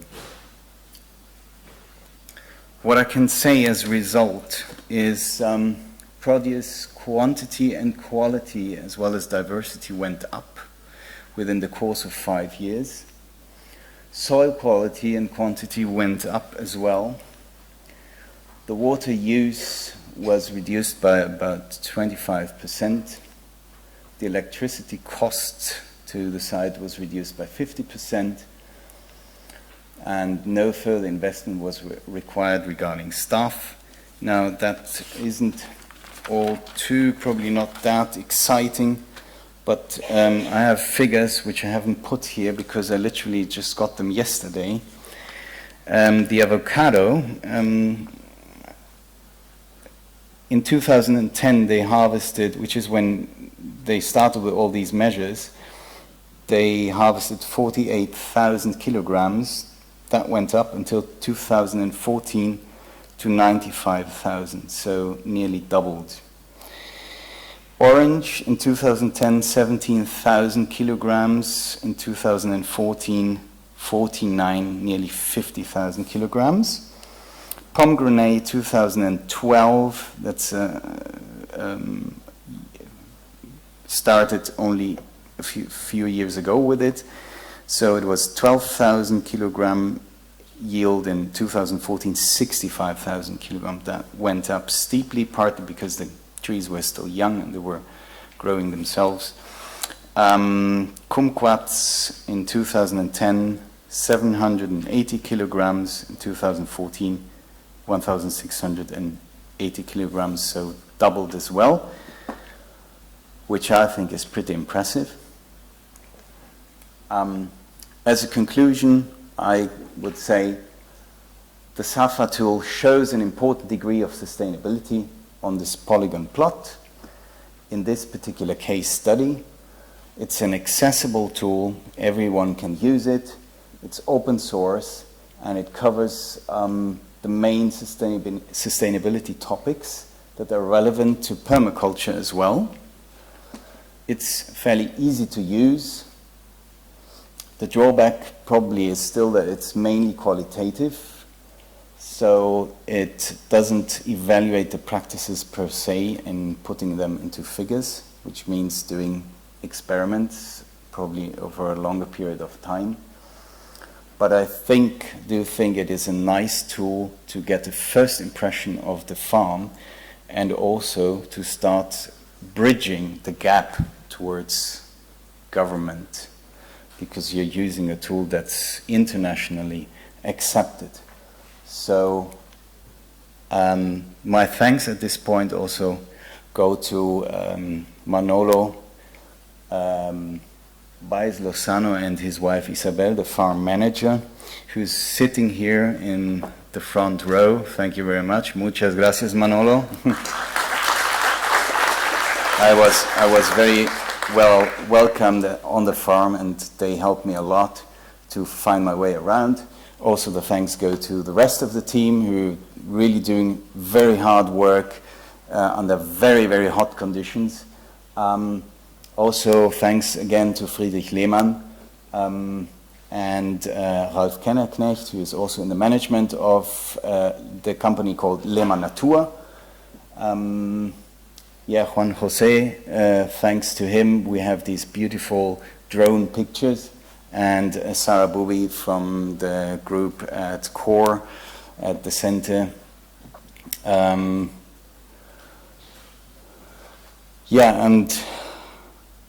Marion, you were on there? Yeah, Marion Bull, I was on there. Yes, thank you very much. Project manager to Lehmann Natur, who has also been a great help to aid this process of being able to get to the farm. So thank you. Ah, yeah, project manager in charge of permaculture. That's very important. So there is really a commitment by Lehmann Natur to permaculture and to convert existing farms to permaculture systems, which is really a challenge, but they're investing a lot into it. And they're really, really doing what they can to make this happen. So thank you very much.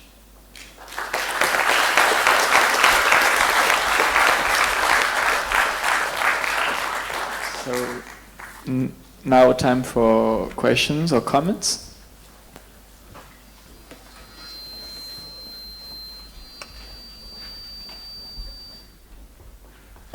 Hi. Is that working? Oh yeah, there we go. We were also looking at a number of different frameworks with Coventry University at core and the Permaculture Association.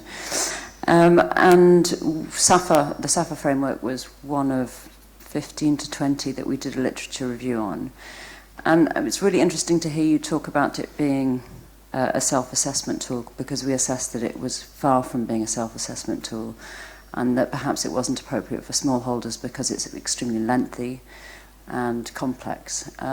So as you actually used the tool, I was fascinated to hear you say those things about it. Could you talk a little bit about why you think it is a good self-assessment tool? Why? I mean, from our perspective, it would be a tool that the FAO would send an expert in to use. You are an academic and you used it on a farm. Do you actually think that the not just the farm that you worked on, but also a smaller scale farm would be able to use the framework in the same way? Well, I think that the questions are easy to understand to the farmer, and he can work with that framework. Now, having somebody external doing the assessment has the advantage that it's probably not as biased, and there's somebody to discuss with. And actually, I found it very useful to discuss things with Manolo face to face, because some things we had to discuss. How is it really? So in theory, yes, I think a farmer could work with that, because the questions are understandable. I mean, they're written in English, and it's it's not really much jargon, I find. But to be honest, I haven't tested that part of it. I mean, maybe there are some amongst you who would say, okay, I'll take up that challenge, and please send me the questionnaire. I'll see what I can do with it, if I can work with it, and then we can discuss, that person can discuss things with me, and if I can't solve the problem, maybe I can hand it over to Nadia, who developed this system, and to FAO.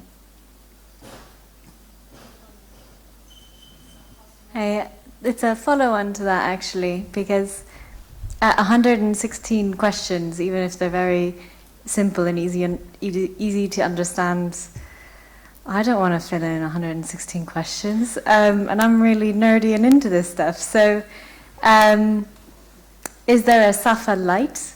Or could you, from your experience, say about how much time it took people to engage in this, and whether you saw opportunities to kind of pare it down a bit? Mm-hmm. Well, that was one of the criticisms when the SAFA tool was first launched, that it's not really fit for small enterprises, and that's why FAO developed a small app or a small SAFA tool, which I've also tried. It's only 100 questions. It's more like ticking boxes, so it's probably easier. Again, my feeling was, and that was also Manolo's, that the large tool is more for really big companies, and the small tool is for probably more how family-owned farms, probably more in the global south, where you would have a question like, have all the members of the farm been able to have 3 meals a day during the past, whatever, months or so. So some of the topics are not really relevant to Spain, where people usually still have plenty of food, thank God. So I think what one can say is it's a good starting point, and the tool needs to be developed and adapted to permaculture, and that surely is something I would love to do, and I would also invite others amongst you to co-develop that. Hi. Just one quick question. Manolo may be able to answer this as well as you, but did it make the farm more profitable? Because in terms of rolling it out to other commercial size farms, that's going to be the key driver. Sorry, what is the question? Did the farm make more money as a result of changing to permaculture? Yes. Yes, it did. I didn't get to see the figures, but that's what I was told, that it did. And the company is actually investing a lot of money into converting other farms that belong to them to permaculture, and to get other subcontracted farmers to do the same. So yes, I do take it that there is an economic benefit. Just a short reaction to it. I'm working with farmers in France on participatory research, and these farmers do make some measurements on their farm and assess its viability. And each time we come as scientists to ask them about their results, the fact that they are implementing these measurements, they take distance, and it's kind of make them really make effort because they want to have better results when the scientists come. So no, but just, you know, the fact of measuring things and assessing yourself, you take a distance and you can see really better with a more accurate look where you have things to improve. So what's the actual question to that? It's just a reaction. Oh, sorry. Okay, thank you. Sorry, another one question from the online community, Mul Farm from Kuwait. Just wants to know, is there trade-offs as they transition to become fully permaculture at all for these commercial farmers? Is there a trade-off? Yeah. Well, I think there's a lot of experiments going on the farm, and some experiments don't go the way you expected, and some investment may have gone the wrong, you know, it may not lead to what you hoped for. So it really is thanks to probably the way the company is set up, that they have enough financial means to buffer things when they don't go the way really they wanted. So this like space for being able to experiment and not go bankrupt because one experiment didn't work out, that is important. But I think this can also be done on a smaller scale, because your experiments can be on a smaller scale and you can still experiment. And if it doesn't go well, it's not going to be dramatic. Thank you. Yes? Just a comment to that, as a strategy for the farms we are As a strategy for farms that convert to permaculture is not to convert everything, but to make trial plots and to try, because every farm is different, every place is different, so you have to make trials. Sorry, we need to switch to the third presentation.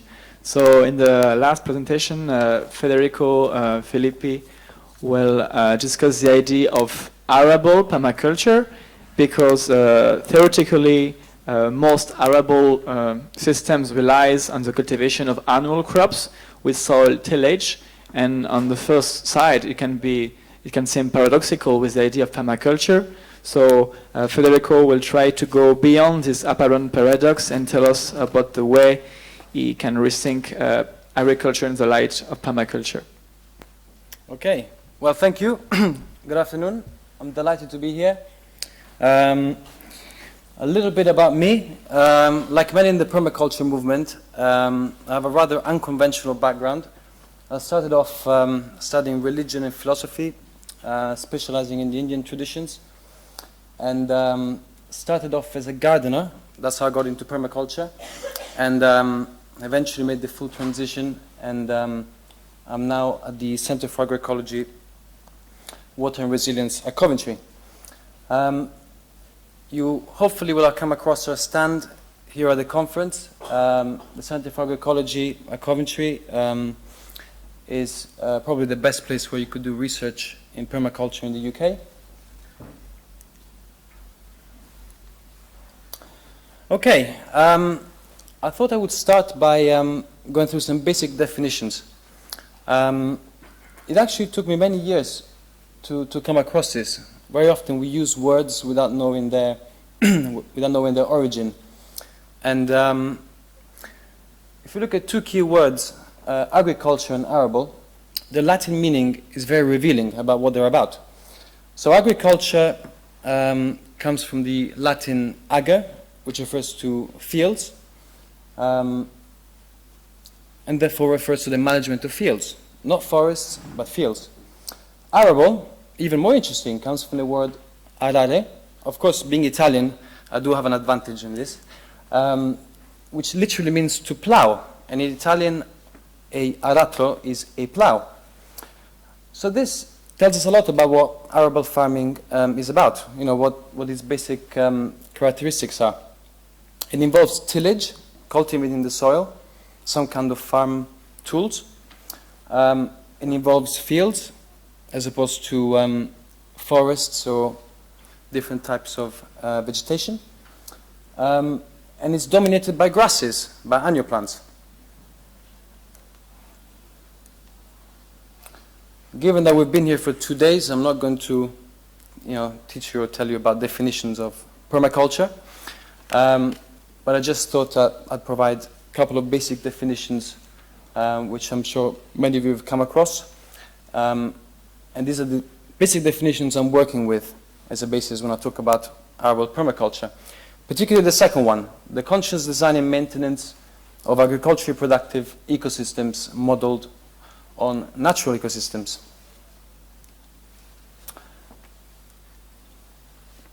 So, one of the things which I noticed when I got into this field was that there is an internal debate in permaculture, but also in the other alternative agricultural disciplines, a debate about agriculture itself.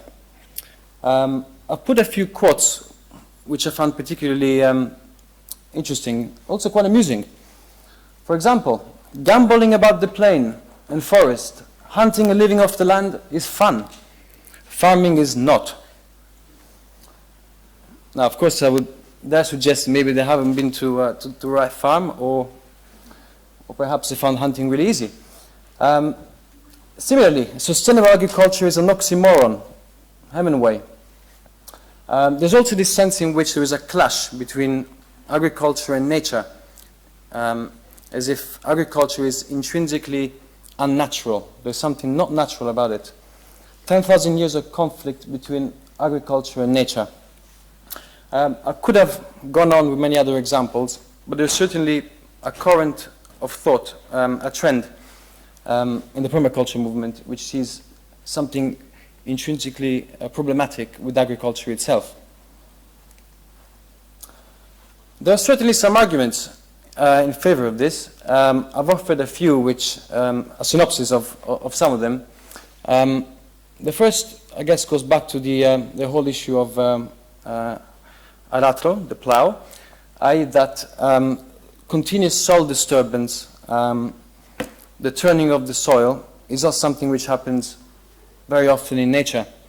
Of course, we can talk about the hoofs of animals disturbing soil and allowing seeds to germinate, but generally speaking, the annual continuous disturbance of soil is not something which happens commonly in nature. Also, perennial plants tend to dominate most mature ecosystems, whether in temperate climates or tropical or Arctic. Perennials tend to dominate. Monoculture is also very uncommon in nature. As we saw in other talks, polyculture is based on the very premise that nature does not work by monocultures. There have also been quite a few what I would call socio-political, historical arguments against agriculture. Anthropologists and historians and so on have argued that the adoption of agriculture historically has led to increased malnutrition, poverty, disease, etc. Similarly, it's led to greater inequalities, societies with great hierarchies, more conflicts, war, and lastly, some have noted that very often agricultural societies run out of land to grow enough food to feed themselves, and it's led to expansion and imperial cultures. To these points, I will point some counter-arguments. The first one is yes, soil disturbance, annual soil disturbance is not that common in nature, but of course there's a big difference between different methods of cultivating. You know, the extent to which it's cultivated, the method used, and of course the consequences vary enormously. I think the annual and perennial divide is sometimes unhelpful. There are, of course, many annual plants in nature. It seems to me there is nothing intrinsically less natural about an annual flower, whether it's cultivated by a human or not. Nothing less natural about it than a perennial. Third point, of course, going back to the issue of polyculture, an arable farming system does not necessarily involve monoculture. Of course, you wouldn't know this if you went around the British countryside. If you went to East Anglia and all you saw was miles and miles of barley and wheat. But arable farming has not always been about monoculture. There are some examples of sustainable farming systems historically. One of the points which I missed in the earlier slide, I just realized, was that there have been historical failures. For example, the Fertile Crescent is often mentioned as an example of a place where agriculture started very early and then effectively failed. It's now not so fertile. Lots of desertification. The same pattern is true in North Africa. But there are also many examples of the opposite, i.e. parts of the world where agriculture seems to have worked and not depleted the not depleted the fundamentals of sustainability, fertile soil, etc. I'm not going to get too much into the latter points, the socio-political issues, but it seems to me disease, famine, or malnutrition and poverty are not, not the sole characteristics of agriculture. There are many societies that did not practice agriculture, both now and in the past, which have had the same problems. Similarly, for inequalities or hierarchies and conflicts, of course, the scale and complexity of conflicts differs between hunter-gatherer societies and agricultural civilizations. But nonetheless, it seems to me human nature is more of an issue than which way the humans get food. The same is true for the latter point. It's true that all empires or all imperial cultures also practice agriculture, but does that mean that it's the cause? Not necessarily. It could be a necessary condition, but not the cause. So, arable permaculture. put a question mark, because this is still a concept I'm trying to define. I'll go back to the definition of permaculture I used at the beginning. But definition, it must be a system which has the same resilience and characteristics of a natural ecosystem. So it needs to fit into that fundamental definition.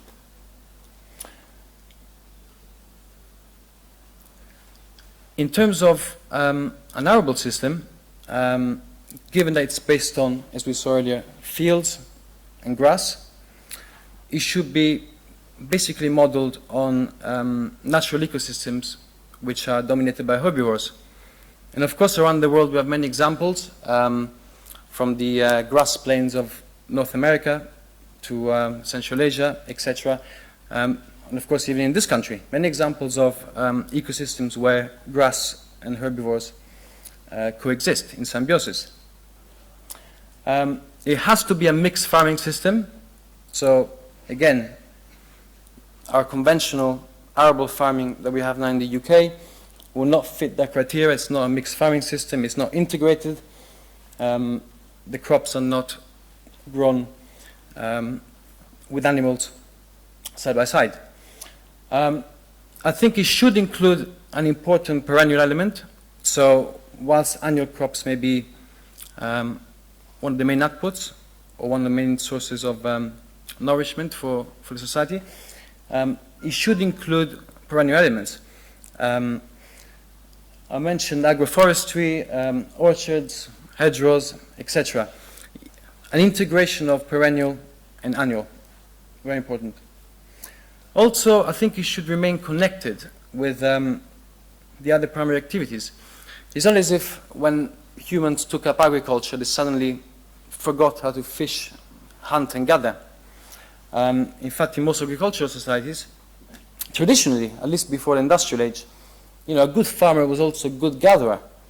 Would have seasonal hunting, fishing, etc. And of course, horticulture. Most farmhouses would still have a garden. So the farmer does not abandon those activities. He just no longer relies on those as his main, for his livelihood. So a basic model, and I'm thinking of England mostly, but of course this could apply to other temperate climates or other parts of Northern Europe. It would have to be centered around this idea of herbivores and grass and arable fields, these three elements all combined. Cultivated grasses, so cereals and legumes, would dominate, but also many other annual crops, many of which have been almost entirely abandoned, and many others which could be introduced. In England, we have a few precedents. There are a few examples in England which could be a guidance for now and the future.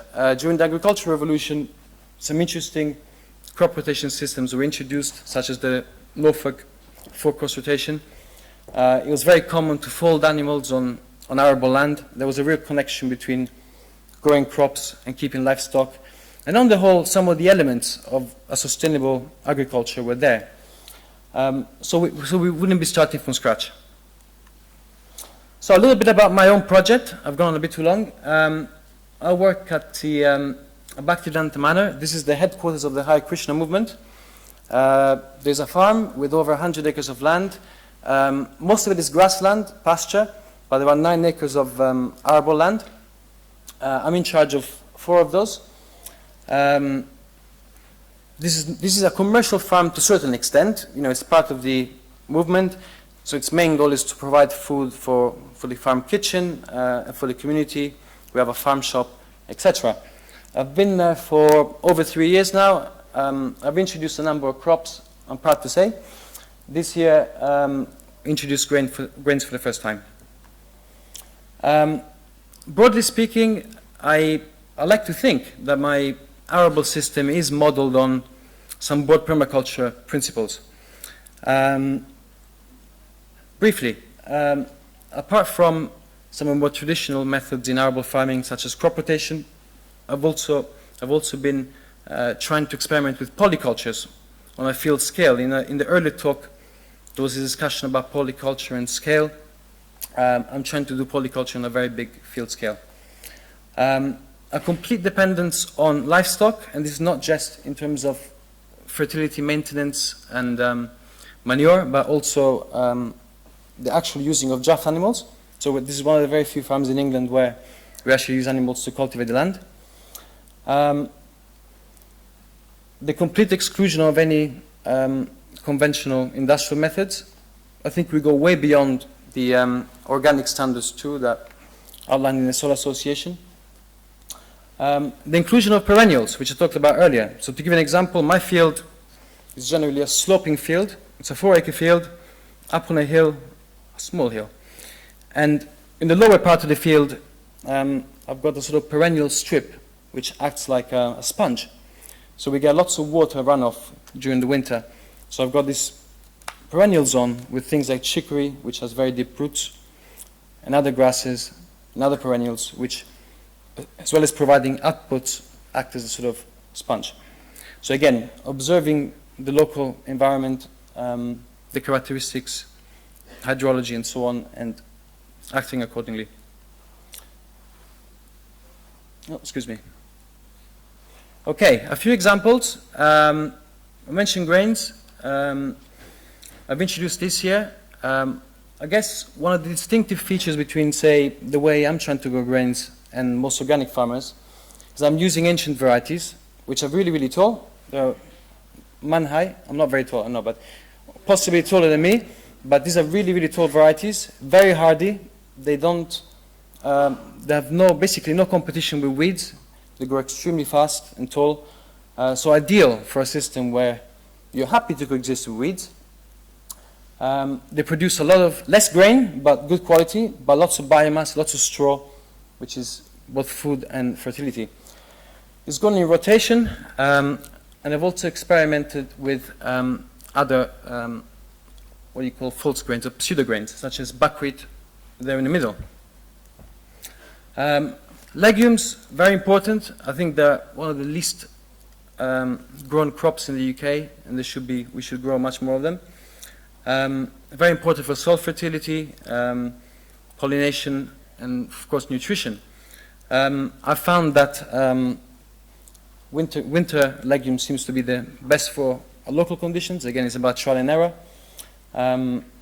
Also lots of fodder crops, which are legumes, so vetch, important fodder crop, sown just about now and then harvested in the spring. I was really keen to show you this. When I first got into permaculture, I got really obsessed with the Three Sisters method. I just found it such a neat form of polyculture. By show of hands, who's come across the Three Sisters method? Okay, no, I thought so. Okay. So there's a few variations. There is also a fourth sister snuck in sometimes. She could be tobacco or sunflowers. My goal was to say, could we do this on a field scale, from seed? Seems to me like the outputs would be phenomenal. You could have, grain crop, the corn. You could have a legume if you actually choose to use a legume. You could have sunflower, an oilseed crop, and then of course squash on the ground. And squash could be a fresh vegetable crop, or also a fodder crop. I think it's got phenomenal potential as a fodder crop, both the seeds and the actual fruit. So far, mixed results. Every year is improving. This year, I think I found the best combination. And the beans had to go. To get them to climb on a field scale was quite problematic. So it's squash, sweet corn, and sunflower. I hope next year or maybe the year after I'll come back with some interesting yield figures. This could be a really good example of a polyculture, very high yielding on a field scale.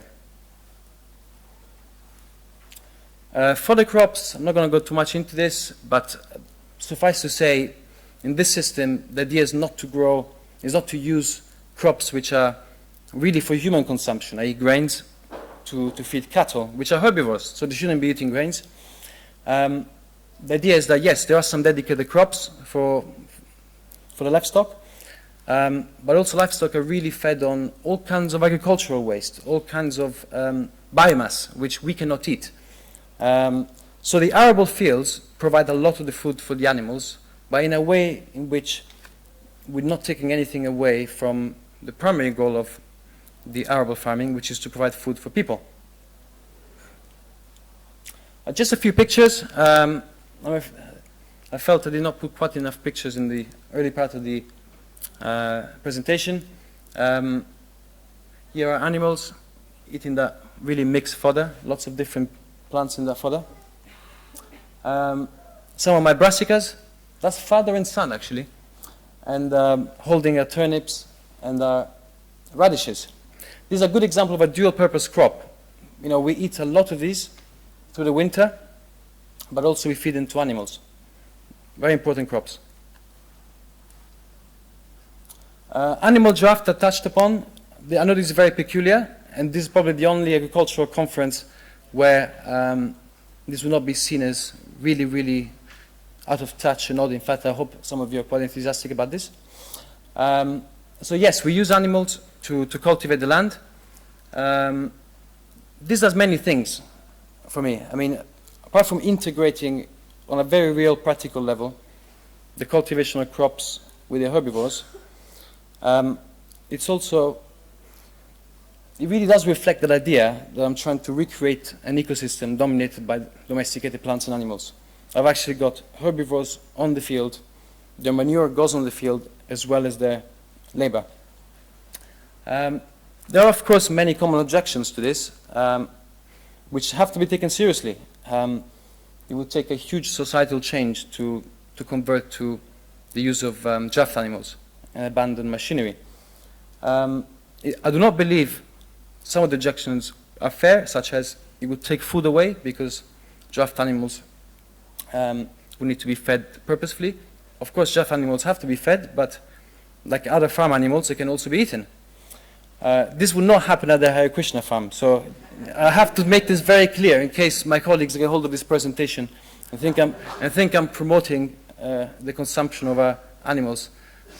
We do retire them, but my model ideally could be adopted on farms where, you know, the oxen might end up in the Sunday roast. And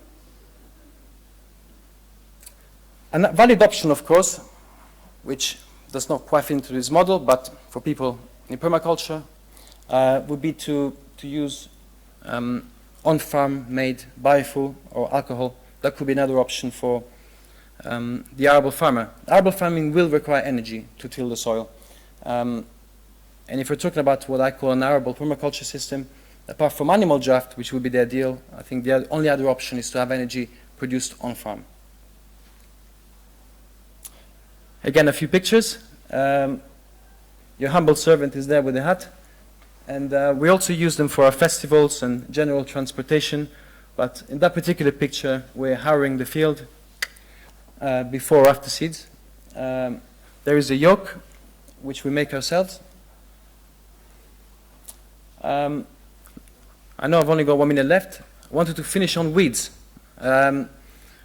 Weeds are inevitable. Any annual system on arable field, they literally follow the plow. In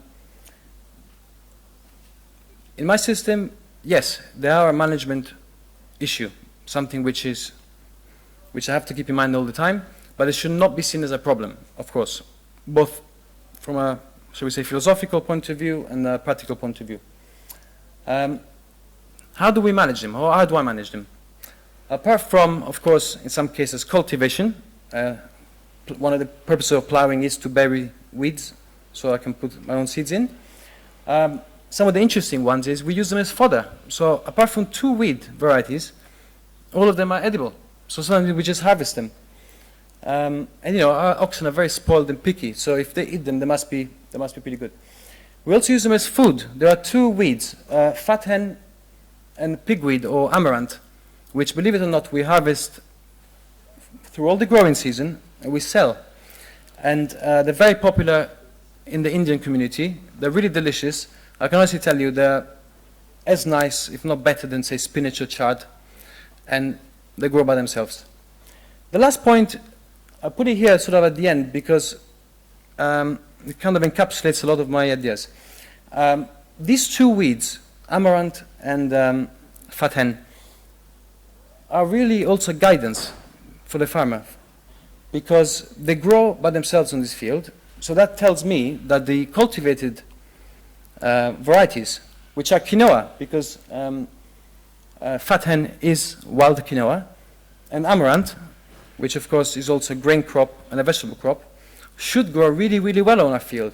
And this year we've tried with, last 2 seasons actually, we tried with amaranth, and it grows really, really well. So we've looked at which plants thrive on that soil, in that environment, and then we say, okay, we're growing domesticated annuals.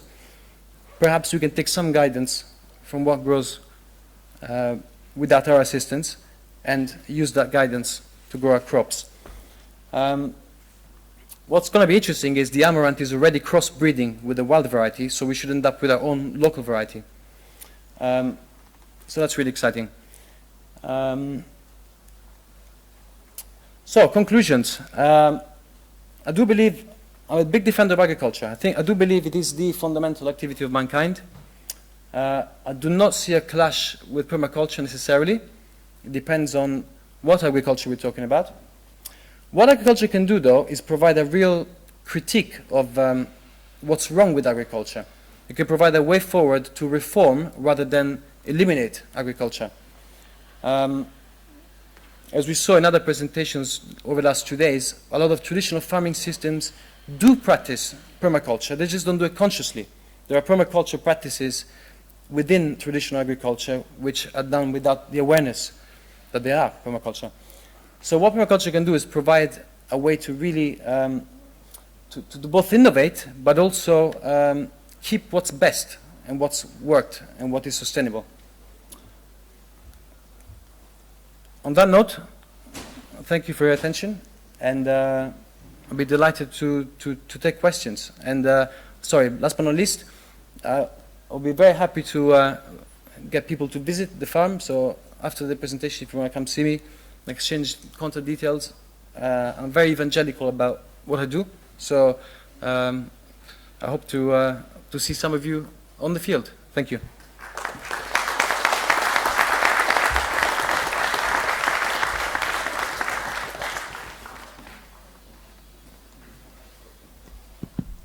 So time for questions and reactions.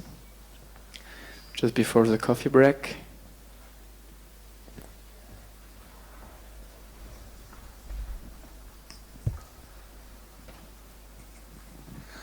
Hello. Yeah, my name's Ed Sears. I was discussing with somebody over lunch about how would we replace industrial field scale grain growing. I think you've touched on some aspects of that, how to make a grain growing work on a mixed farm. I wonder if we need to sort of also consider how we tackle the very large scale industrial grain farming that you'll see in, for instance, Russia or America or Australia. Sorry, so your question is how could we address the large scale industrial growing of grains in other regions? If we suppose that the supply of fossil fuels is going to contract, so that those forms of agriculture aren't possible, where do we go in terms of replacements? Okay, right. Okay, there's a few approaches. One, of course, is I think we should grow less grains. So whether we're in England or North America or other traditional regions where there's lots of grains growing, I think we should grow less grains. So there is scope for example, converting a lot of arable land in places like the ones you've mentioned, say North America, converting them back to grassland, and then keeping some of the best land for arable to grow grains, but also other crops. I really do believe potentially the use of animal draft could be a solution for many parts of the world. And as I said, biofuels as well, but provided are not from crops grown just for that purpose. My understanding is, in the United States, until about a century ago, many farmers did produce their own alcohol on farm, often from crop waste. So they would, of course, in those days farmers had lots of orchards and apples and other things. So very often with the surplus or the waste, they would make their own alcohol, put it in the tractor, and use that. So yes, it's a huge challenge if oil and gas are no longer available or diminishing, or we just choose not to use them. Then it's a huge challenge because we need energy. And as I said, the ways I would tackle it is less cultivation, less grains, and then the two alternatives, which are animals and on-farm energy. But there are no easy solutions. Maybe just one last short question and short answer, because we... you haven't touched on the delicate subject of eating meat or eating less meat. Obviously, you don't want to eat lots of meat. Oh, you do? Okay. But how do you think that comes into your scheme of things? In my scheme of things, I think eating meat is perfectly compatible with an arable permaculture system. In fact, because, to my mind, the integration between livestock and arable is so important, by default, meat would be one of the outputs of the farm. So unless you have moral or religious reasons, such as like the Hare Krishnas, not to slaughter animals, you inevitably will have the possibility of eating meat as well as dairy and other products. Of course, I think if, say in the UK, we had a countrywide adoption of this sort of methods, we probably would end up producing less of certain types of meat. There would be less poultry and less pork, for example, I think.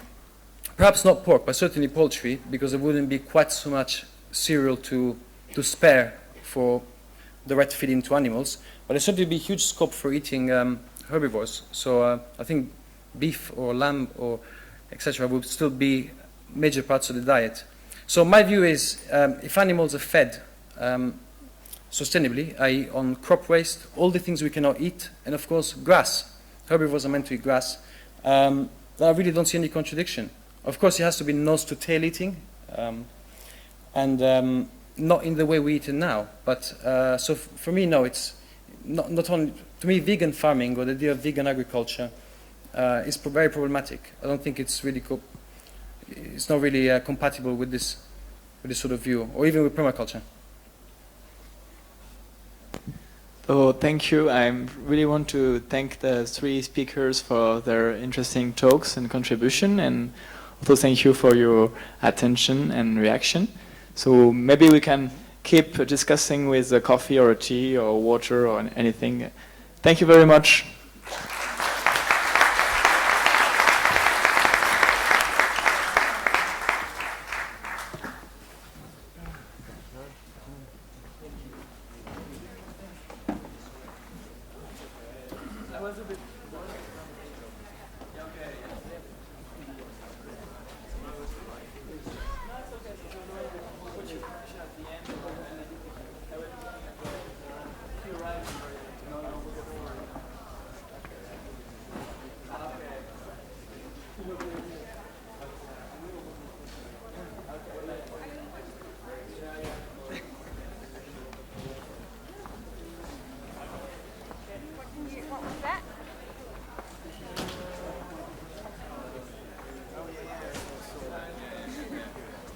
I just had it in case I needed a joke to escape quickly.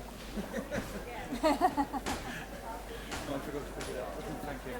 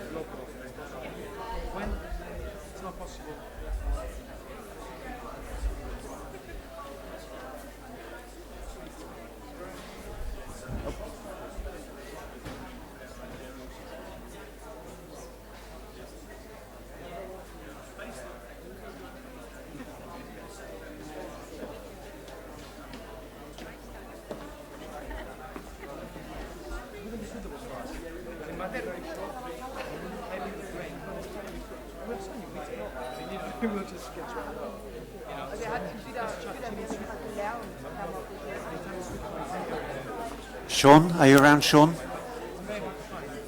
Sean in the room? Vala, are you here? Okay.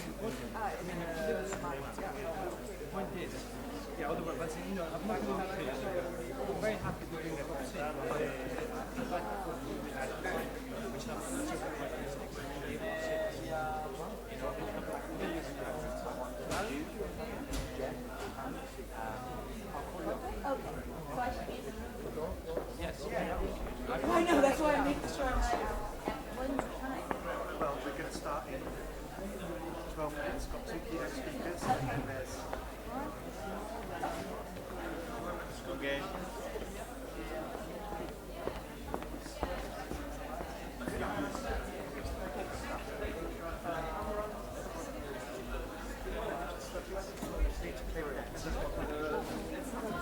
Anybody got 2 minutes to give me a hand?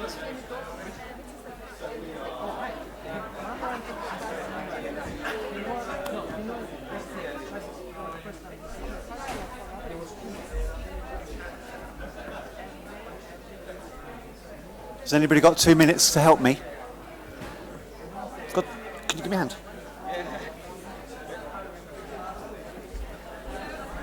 So I think I need another couple of chairs up here.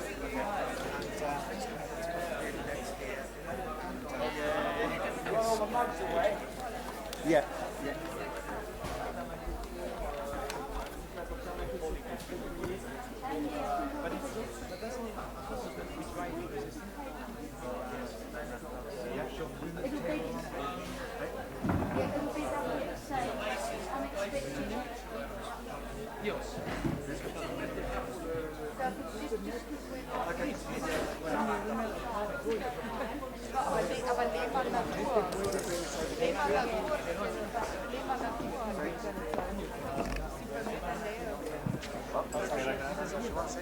Okay, and then do you want to pick this one like this? To one side is like this. Crap on YouTube.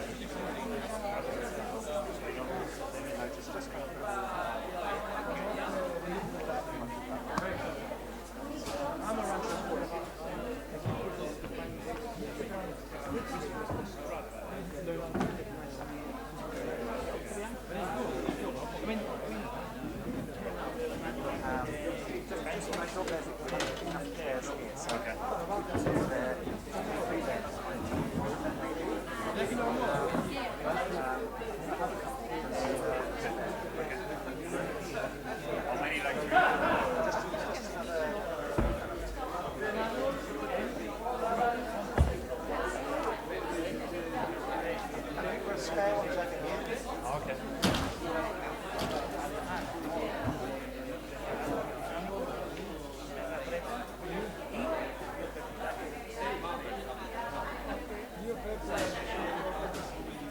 just one or two more.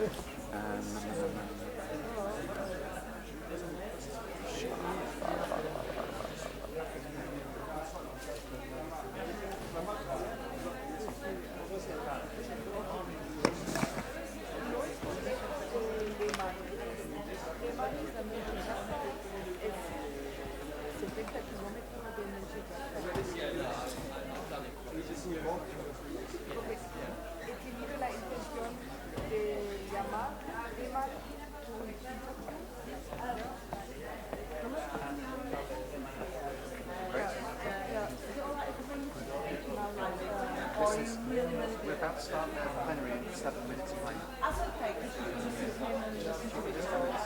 And so she didn't cover anything else. No, she's just come to have a look.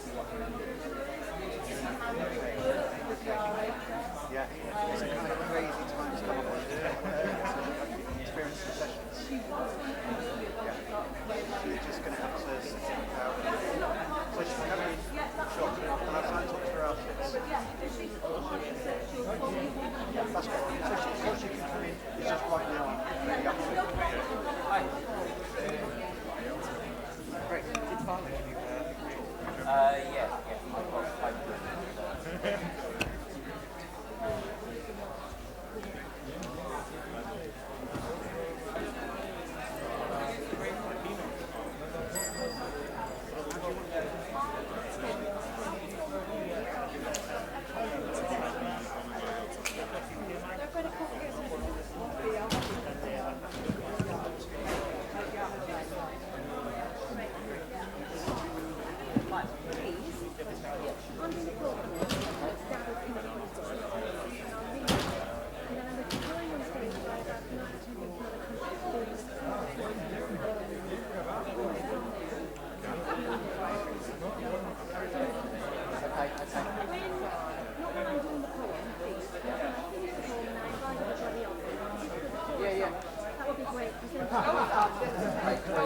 After all the speakers and stuff? Okay, cool. Alright, no worries. Oh, cool, okay. Yeah, I don't know if it's got an SD card reader on the laptop, but...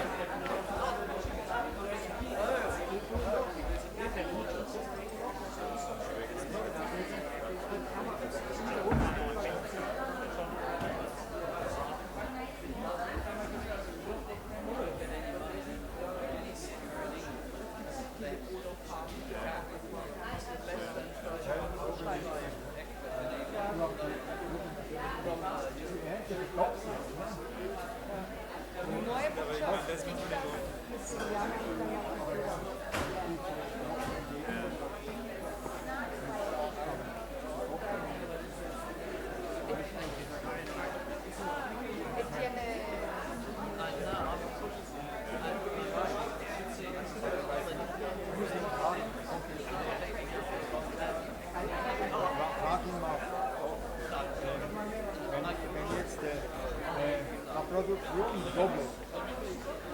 Das heißt, die Millionen Produkte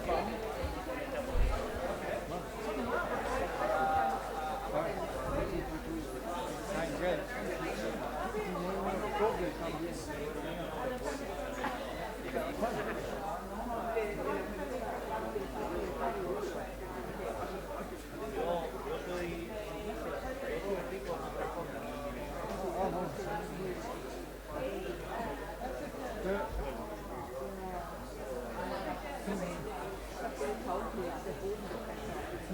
Aber sie dürfen, auch wenn es wirklich gut ist, dann will ich arbeiten auch wirklich substanzielle Lohnerhöhung geben.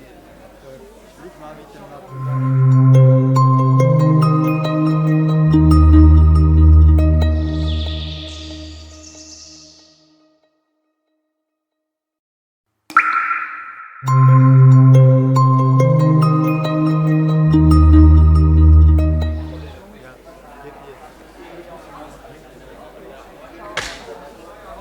gracias por todo.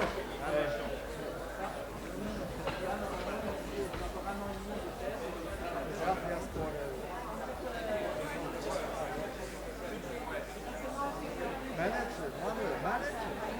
manager.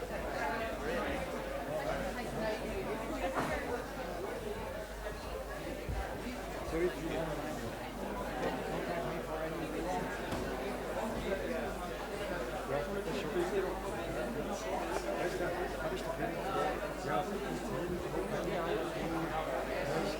Kann das nur mit Freiwilligen passieren. Müssen wir immer machen und wir bringen es auch kein Dringen. Und dann ist das Tempo, das ist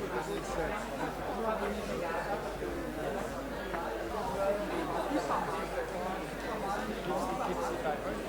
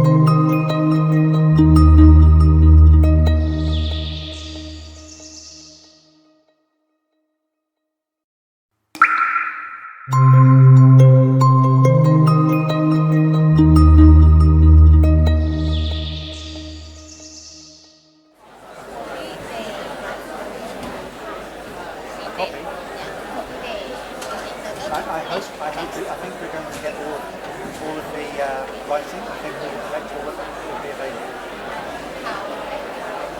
Don't worry about that. Not yet.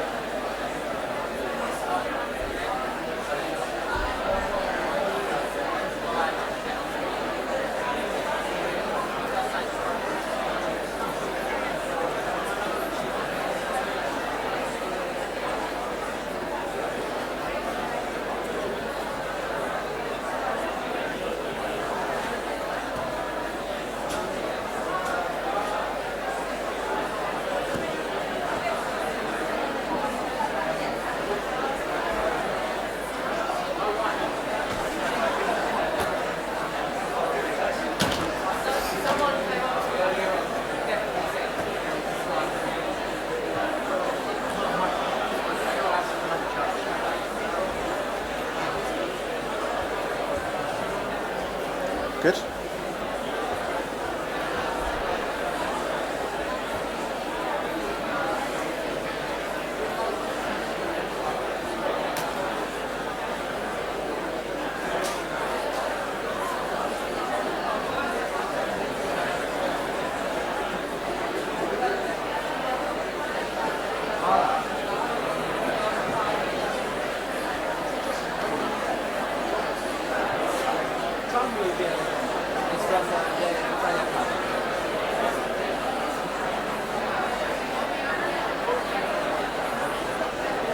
Rosemary.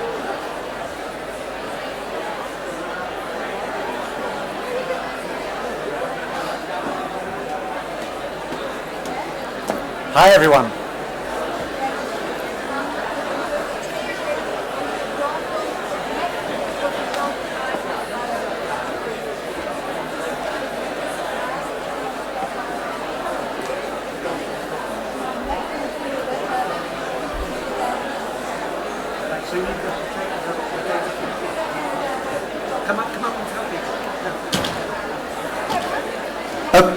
Okay, so just going to have a quick announcement and then we'll begin.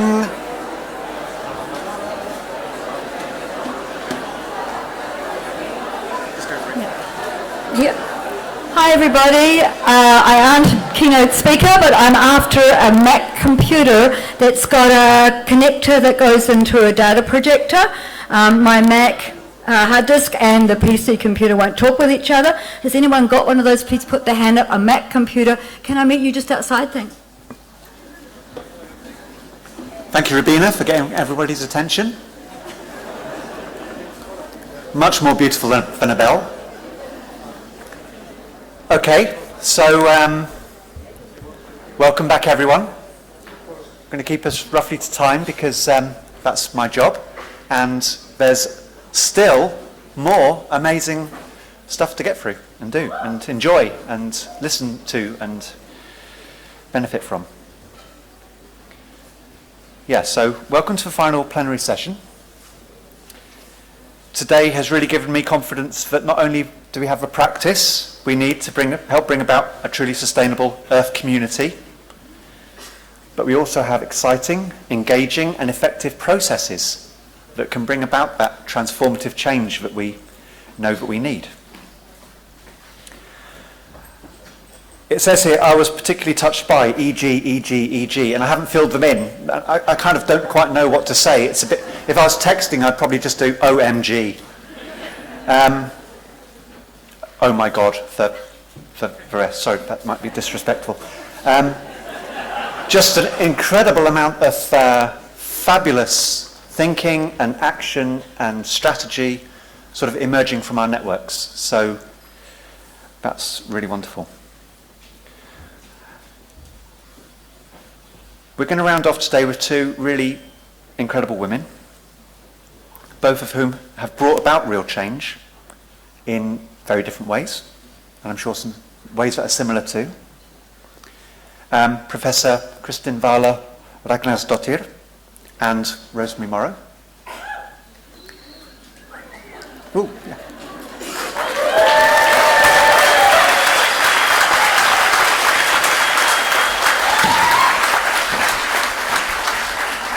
And I think we're going to have some creativity as well, because we've got the conference poem, which is going to be coming up. So it's very exciting to see what you've all written. And that's going to be in many languages to celebrate our wonderful diversity. So before we come to that, I'm going to introduce Vala to you. Hopefully this isn't the script of your talk later. So Vala is Professor of Sustainability Science at the Seymundur Frodi Institute for Sustainable Development and the Institute of Earth Sciences at the University of Iceland, and was previously Professor of Environmental Sustainability at the University of Bristol. Educated in geochemistry at the University of Iceland, Vala changed her focus a decade ago from earth sciences to cross-disciplinary sustainability science. Vala advises widely, has won many awards, and is currently a guest editor of a special issue of Solutions, entitled Solutions for Successful Societies. She was the chair of the Schumacher Institute and is a current vice president of the Balaton Group. She was invited to take part in a high-level meeting at the United Nations in April 2012 on a new economic paradigm based on well-being and happiness at the invitation of the Prime Minister of Bhutan, and she has also advised the Prime Minister of Iceland. From 2005 to 2008, she engaged with the citizens of Bristol in a series of sustainability cafe discussions to envision a sustainable city. And the outcome of these conversations underpin many of the green actions in the city to this day.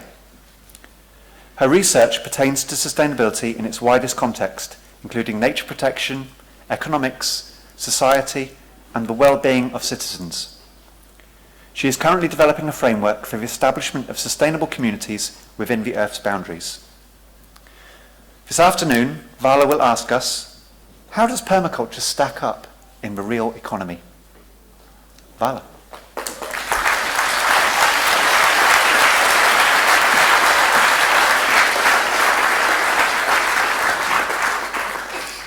Thank you very much. I think I got a few accolades I don't have, but I'm not going to correct that now. I'm delighted to be here. I feel a little bit like an imposter, though, because even though I have a PTC certificate, which I got 2 years ago in Norway, I'm not really a part of this community, but I'm delighted to become a part of what you're all doing, because I think it's very important.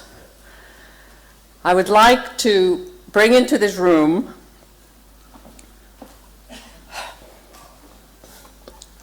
Hildur Jackson, who many of you know, who passed away last weekend.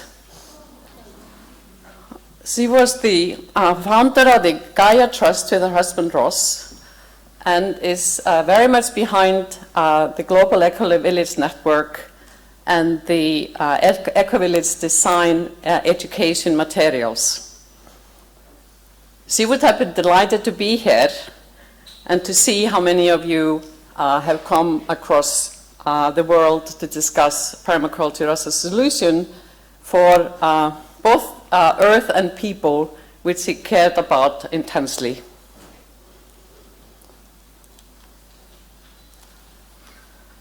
See, she doesn't want to go from the screen.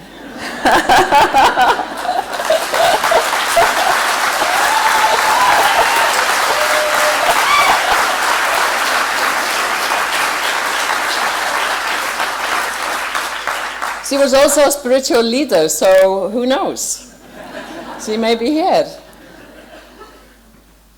What I have discovered since I got out of my box of geochemistry in the year 2000, learning about sustainability issues, is that we could say that the Earth is shrinking. In the year 1900s, when we had approximately 1.5 billion people on this Earth, each one of us had just under 8 global hectares to support the food and the waste and our consumption. Now we have over 7 billion people, and we have less than 2 global hectares. And collectively we are using 1.5 Earths every year, as the Global Footprint Network has calculated. So of course this is what is causing the crisis we all face today. We have surpassed planetary boundaries as defined by scientists in collaboration with the Stockholm Resilience Institute. And of the 9 global boundaries they defined, we have surpassed 3. And that is biodiversity loss, climate change, and the nitrogen cycle. So it doesn't matter where we look, all the curves look the same. They're all exponential growth curves, whether it is population, GDP, urban population, or number of McDonald's restaurants. In the time from 1750 to 2000, we have exponential growth. So we do need a new framework. And as I started looking into what a geologist could do, I understood that it was not enough just to look at nature, we needed to look at other issues. And indeed, Kenneth Boulding stated in the 1950s, anyone who believes that unlimited growth is possible in a limited world is either a madman or an economist. Now, I've insulted a few economists at that, where I repeat this, but he could say it because he was an economist. And his colleague in the next building, also at the University of Boulder, he has stated many times, and he still is stating this, the greatest imperfection of mankind is that it does not understand the consequences of exponential growth. And this is a fact that most people don't understand. And this is something we need to address in the education system. And we need a new framework. When I started looking into, well, what is sustainability all about, I was very happy to find this framework, or a compass, from my friend Alan Atkinson, who is a sustainability change leader. So north is for nature, east is for the economy, south is for society, and west is for the well-being of people. So we need all of these in balance in order to have a sustainable world. And we could plot the ethics of the permaculture movement onto this. So you see there the earth care, the fair share, and the people care that fit into the compass. Now, what I'm going to talk about, I also fitted that into a compass to avoid these bullet points. Where I have been working in the last 15 years, and what I will talk about today is the availability of natural resources and how long they will last, and how they are linked to the economy, and what sort of new economic systems we need. I will also talk about the Sustainable Development Goals and how a society might look like that achieves these goals. At the basis of our economy are our natural resources. So you could say that energy plus phosphorus, or oil plus phosphorus, creates food and people. And this is then through work we can turn this into wealth, and on top of this wealth we can have a creative bubble of arts and so on. But without these resources we cannot have an economy. We could look at this as an ecosystem. So the first level, or the first, the primary production then is the energy, food that creates the people, and then the secondary production is the work, and the third level or tier is the civilization. So how can we then look into how long we can continue to have the economic system that we have today, into the future, because until now we have had plenty of resources. I'm having trouble with this stuff here. So over the past few years, I've been working with Harald Sverdrup, a Norwegian engineer who is also interested in sustainability issues. And we have been analyzing over 40 different natural resources and how long they will last. It's very similar to the work of Dennis and Daniela Meadows and their colleagues in Limits to Growth, which was published in 1972.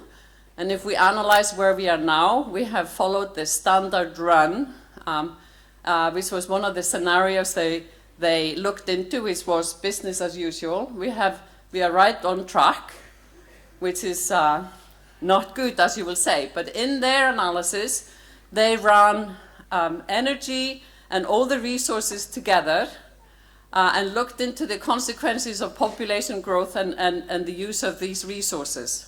In our analysis, all the resources are separated because the computer capacity is now much bigger. They ran their model. It took 3 weeks at the biggest computer in the US at MIT, but we can run it on our laptop. So this is what computer technology has done for us in over 40 years. This issue just came out. It's over a 200-page paper in Geochemical Perspectives, and it's available online for those who are interested. So can we have unlimited growth? This is a logarithmic plot. So those of you who remember maths, if we take the logarithm of an exponential curve, you get a straight line. So you have several straight lines here that show somewhere between 3 and 7% growth rate in annual production from 1900 until 2010. And you can see that these curves continue to rise and rise and rise. And what you need to remember for each doubling time, if it's 7% and the doubling time is 10 years, then that production is more than all the other doubling times before. So if you think that this can continue forever, then we will start mining into the large part of the mass of the Earth, and of course that's not possible. And indeed,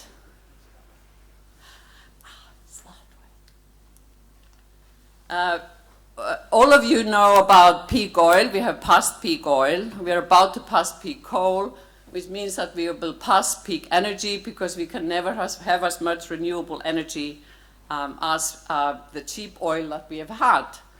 So, and the reason why the curves come to a maximum is because we have if you think about this as a Coke bottle, you start sucking and you start sucking, and all of a sudden you have consumed half of it, and then you will empty it. And that is exactly what is happening here. So we will reach a maximum, and then we go down on the other end, and these are the resources which are much more difficult to get and more expensive. And this is Colin Campbell, an oil geologist, demonstrated peak oil with Guinness in Ireland. He invited me to a conference in Ireland last year saying, here I am, I want to make all my data about oil public. Please come and see whether we can do this together with all the other resources. So it doesn't matter how we complain, this is where we are. We have consumed half of the oil. And this is the same for all the other resources that we have looked at. We have either reached peak production or we will reach it very soon. Most of them before 2030. And we know pretty well how much is available of these resources. And this is very well collated both by mining companies and various geological surveys, including the US Geological Survey. So you can see among these is peak phosphate, which is what we use for fertilizer, and peak soil. And this is why permaculture is so important, because we have used and destroyed. We have destroyed half of our soils, and we will not have industrial fertilizers much into the future because it will be too expensive for most people to use. And if we look if we have business as usual, how long will these resources last? These are over 40 resources. Everything that's red will be consumed up within the next 100 years. If it's orange, it's 100 and 200, between 100 and 200 years. If it's light orange, it's up to 1,000, and so on. And you can see it's only over 10,000 years when it gets dark green. So the only way to do that is by recycling, and we are not very good at that. If we recycle 50%, you can see they last a bit longer. 90%, even more longer. 95%. Now we get into thousands of years for most. And then if we decrease the population by half, even longer, this is just a scenario, okay? To show that population is important. Like Jonathan Porritt said today, it's always the elephant in the room. Nobody wants to talk about population, but it is important. Here we have half the population and half the consumption we have. So the consumption level and population level and the recycling can tell us how long these resources can last. Now, it would be nice if we thought that by consuming all these resources, we have generated good societies. But what do we find? Well, we've had GDP rising, yoo-hoo! But the genuine progress indicator, which takes away all the bodies, the environmental and societal destructions, and adds on voluntary work and so on, has sort of leveled, if not gone down, since the 1970s. So GDP is not a very good indicator for the success of nations. And if we look at this, most of the GDP since the early 70s, when oil peaked in the United States, has been built on debt. So we've been raising debt so that we can show that we are having GDP growth. And we have created societies with incredible inequalities between countries, but also within countries. We have a financial system on steroids where the GDP globally is 63 trillion, but 600 trillion are traded as futures and derivatives. Those are the future resources, which probably don't exist. And in currency trading. So this whole system is operating legally and gambling with our money. You know, I looked at some financial paper this morning that I picked up at the train station, and there are shaky markets all over the place. So when we will have the next collapse, I don't know, but it might be soon. Now, in unequal societies, we also have many more societal problems. So here we have the USA and Portugal and UK, which are very unequal, and we have very high health and societal problems, whereas countries with low inequality, like Japan and the Scandinavian countries, have lower societal problems. And also, if we look at the happiness of people since the 50s, it hasn't really changed, maybe gone down. But the income level has gone up. So money doesn't make us happy. You already knew that.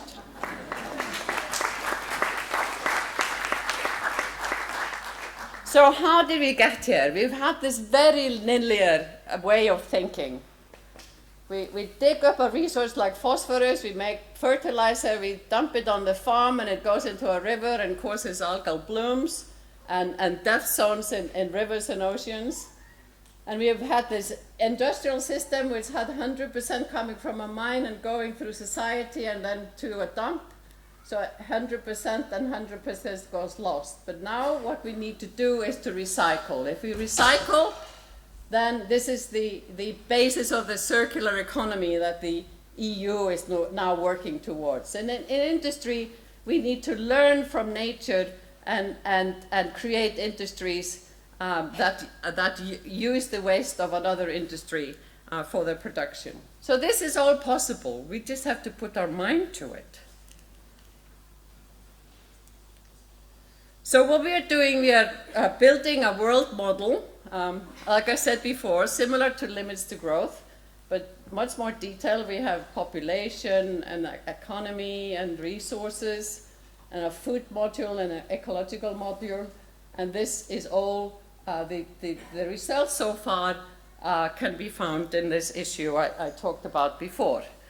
So resources are very much at the base of the economy, and we need to remember that. We have tested our model back to the Roman times, just to see that there is some academic rigor behind this. So you can see that here we have the amount of silver and coins in Rome. These are the actual numbers. And then this is our model, modeling the relative Roman army size and cash flow and coinage and so on. So we can actually predict these crashes. We have been able to predict, the fall of the Russian Empire and the British Empire was dismantled just before it collapsed. Maybe they knew what they were doing. I don't know. So in 2012, I got this incredible email from the Prime Minister of Bhutan, signed by the king, and I almost hit delete, but decided maybe I should open it. And I was invited to the United Nations to discuss with many hundred sustainability experts how we could put the gross national happiness measure of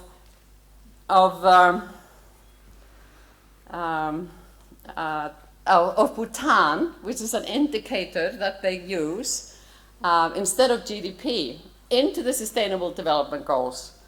We didn't quite achieve that, although we did send a report to the United Nations because government in Bhutan changed, and the new Prime Minister didn't think that gross national happiness was so important. Maybe GDP was important after all. So this is how politics can change things. But a group of us formulated the Alliance for Sustainability and Prosperity, and we have been writing papers together. This one came out in Nature last year, and the geoscientist sort of looking at how a society could look that is committed to the Sustainable Development Goals. And basically, of course, we need to live within the Earth's fourth system, and within that we need to have society and economy within these boundaries. Not the other way around as it is today.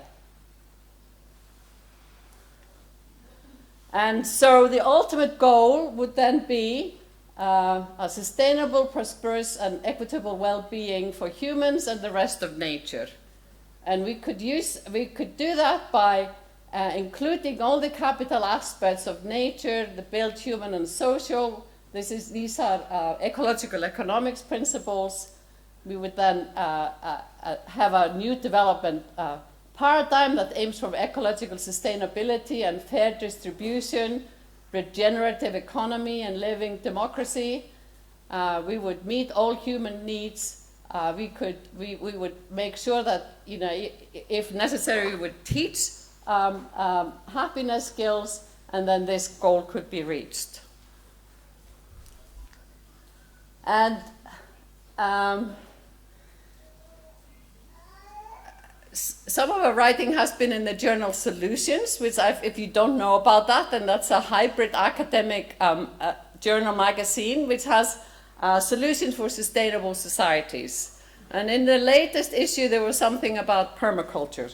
So that might be might be an issue you might want to look at. And we have sort of classified the different targets. There are 17 targets in the Sustainable Development Goals. And then there are, I'm sorry, there are 17 goals, so now over 100 targets. And how they are linked with the natural, social, and economic capitals.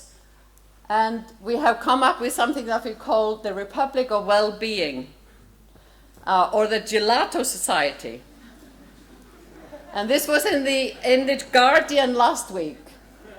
I think it was on the 2nd of September. So why the Gelato Society? Well, we have 2 Italians amongst us. Everybody likes ice cream. And we would then make sure that the ecological life support system is the cone, and society and economy would be in balance. Who wouldn't want to live in the Gelato Society? So, how does that look? You know, I put that also into the compass. We would work on nature regeneration, the regenerative economy. Business would have environmental responsibility. Nature would have human rights, as already in Bolivia, Ecuador, and New Zealand. We would map out the environmental and economic effects of electoral programs. We would have sustainability in the constitution, a living democracy, and be committed to the SDGs. And we would aim for ecosystem and human well-being. I welcome all of you to this new society.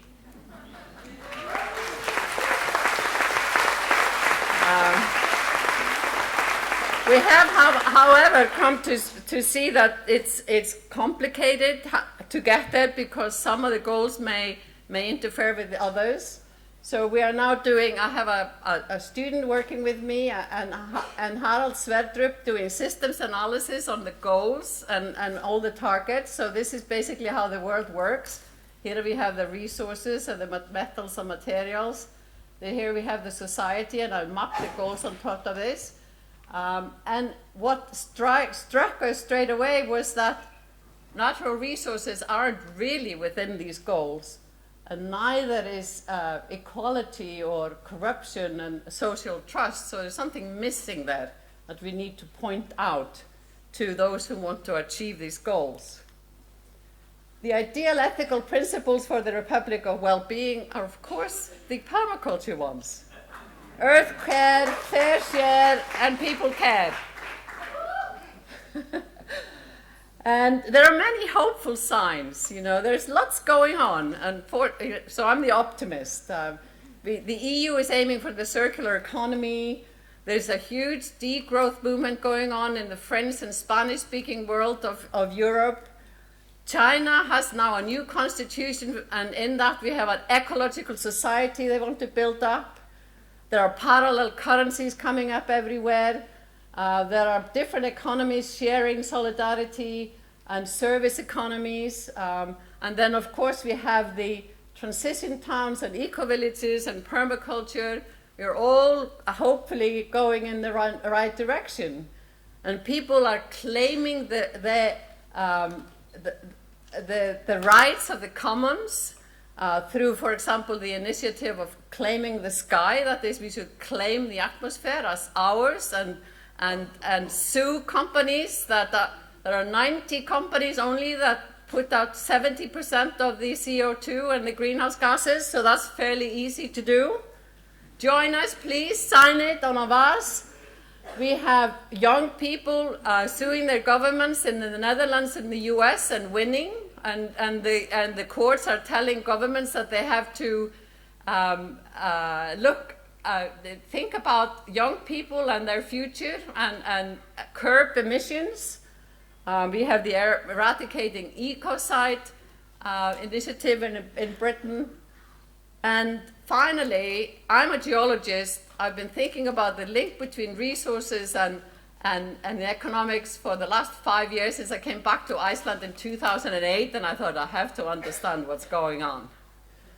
Here we have a whole economy crashing, you know, what was going on. And now I've got just my latest funding is to train 12 PhD students in new economic thinking. So if any of you in here have a master's degree or know anybody who has a master's degree who wants to train in systems analysis and new economic thinking, please apply. Deadline is next week. Okay, so for the Republic of Well-Being, permaculture ethics are absolutely at the core.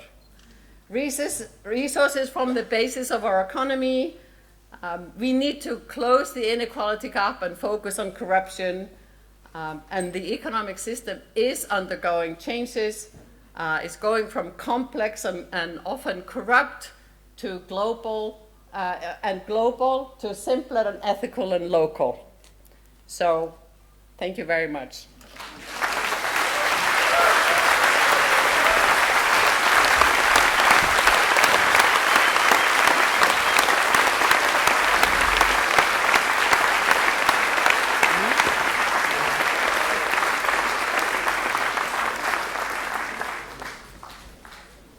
Wow. Thank you so much, Vala. It's great to see the science is supporting what we do. Yeah, it's great. Okay, finally, I'm honoured to introduce another truly extraordinary person, Rosemary Morrow. Rosemary grew up in Perth, Western Australia, and her playground was the Australian bush behind her home garden and the Swan River. Rose studied agricultural science at Sydney University, had a stint working at the Department of Primary Industries in southeast Queensland, and then undertook scholarships at the Sorbonne in Paris, studying rural sociology, and at Reading University, studying development. From here, Rose was invited by Michael Young of the Open University. Her inability to use her agricultural training from Sydney University was a huge shock. She had never grown seedlings or vegetables, nor had any answers for dealing with erosion and hunger. Instead, she worked in non-formal education.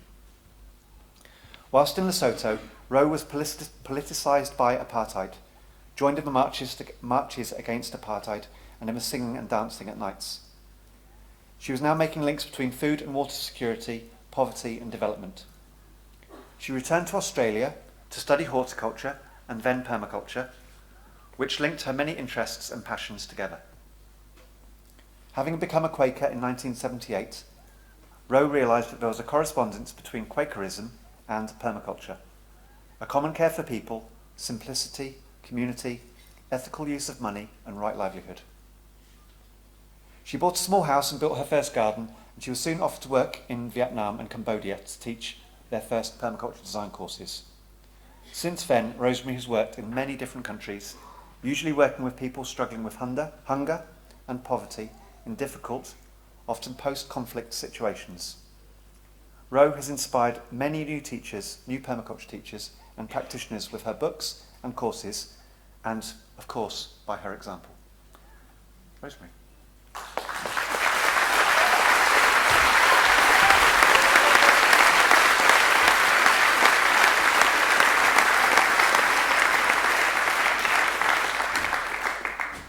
Good afternoon, everyone. Lovely to see so many friends and friends of permaculture here, and especially for this last session. It's been somewhat of an... Sorry, I've just started. Excuse me. You can't do your speech without this. I thought... Oh. Sorry, everyone. Sorry, everyone, if you just hang on a minute. I'm not sure what this is about. This is two students of mine. I don't know if it's subversive or sabotage. Here you go. Oh, my. Oh, some pretty heavy stuff. How do you carry this around? I was hiding it. You found it. I've been carrying it for years and years and years. Yeah. Got to give it up. I don't know about that. A few years ago went through a very profound despair, now called the Great Grief, when I realised that future generations, and many of you here today, and the babies we're hearing, may not inherit the world that I grew up in Western Australia by the river and the bush and the garden. And the grief was really severe. It was a real mourning for life and systems. So I've carried that grief quite a lot, but I thought I was leaving it behind. What? See what you got in there. Yeah, what have we got? Mass migration. Oh my goodness. Reforestation. No, that's permaculture. Wrong one, sorry.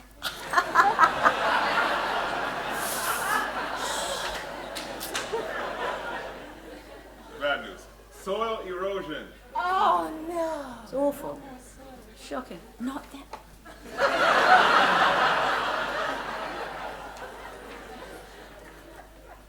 Water pollution. Oh, feel it with me. Economic collapse.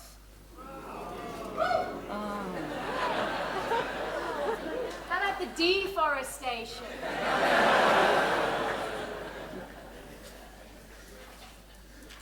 Climate change. It's too hard and we're too few. We should give it up now and go to the pub and call it quits and forget about it. Hey, Wait, what's there's that? something else in this box here. Let's see what we got. What's this?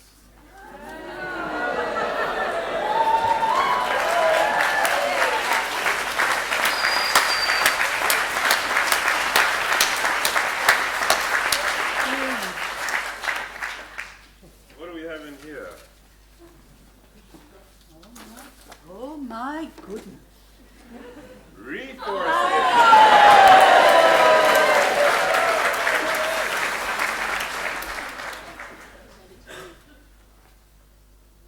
Replenish rivers, ponds, and aquifers.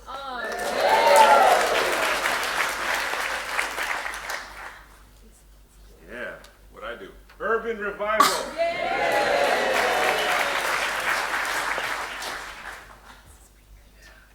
Restore local food.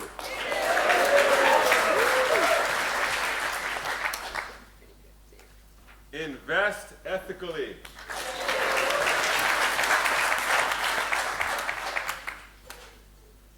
Divest from destruction.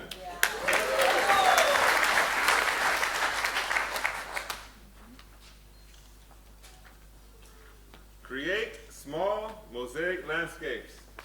Beautiful ones. Care for the next generation.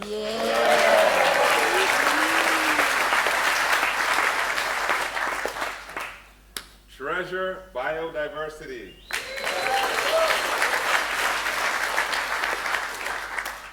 And Live ethically.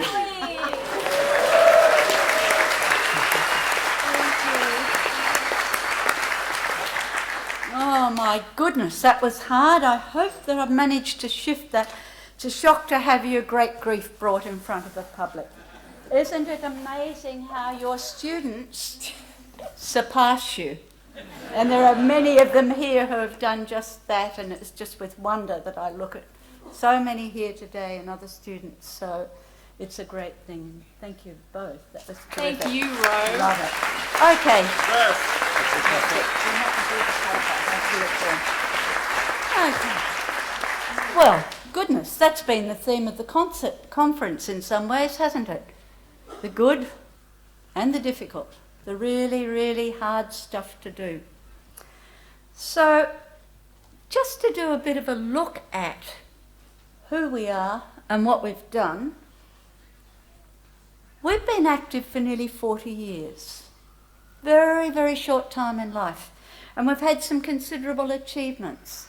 And we've heard about a lot of those, haven't we? We've heard from Jonathan, we've heard about scaling up, we've heard about waves of permaculture from David.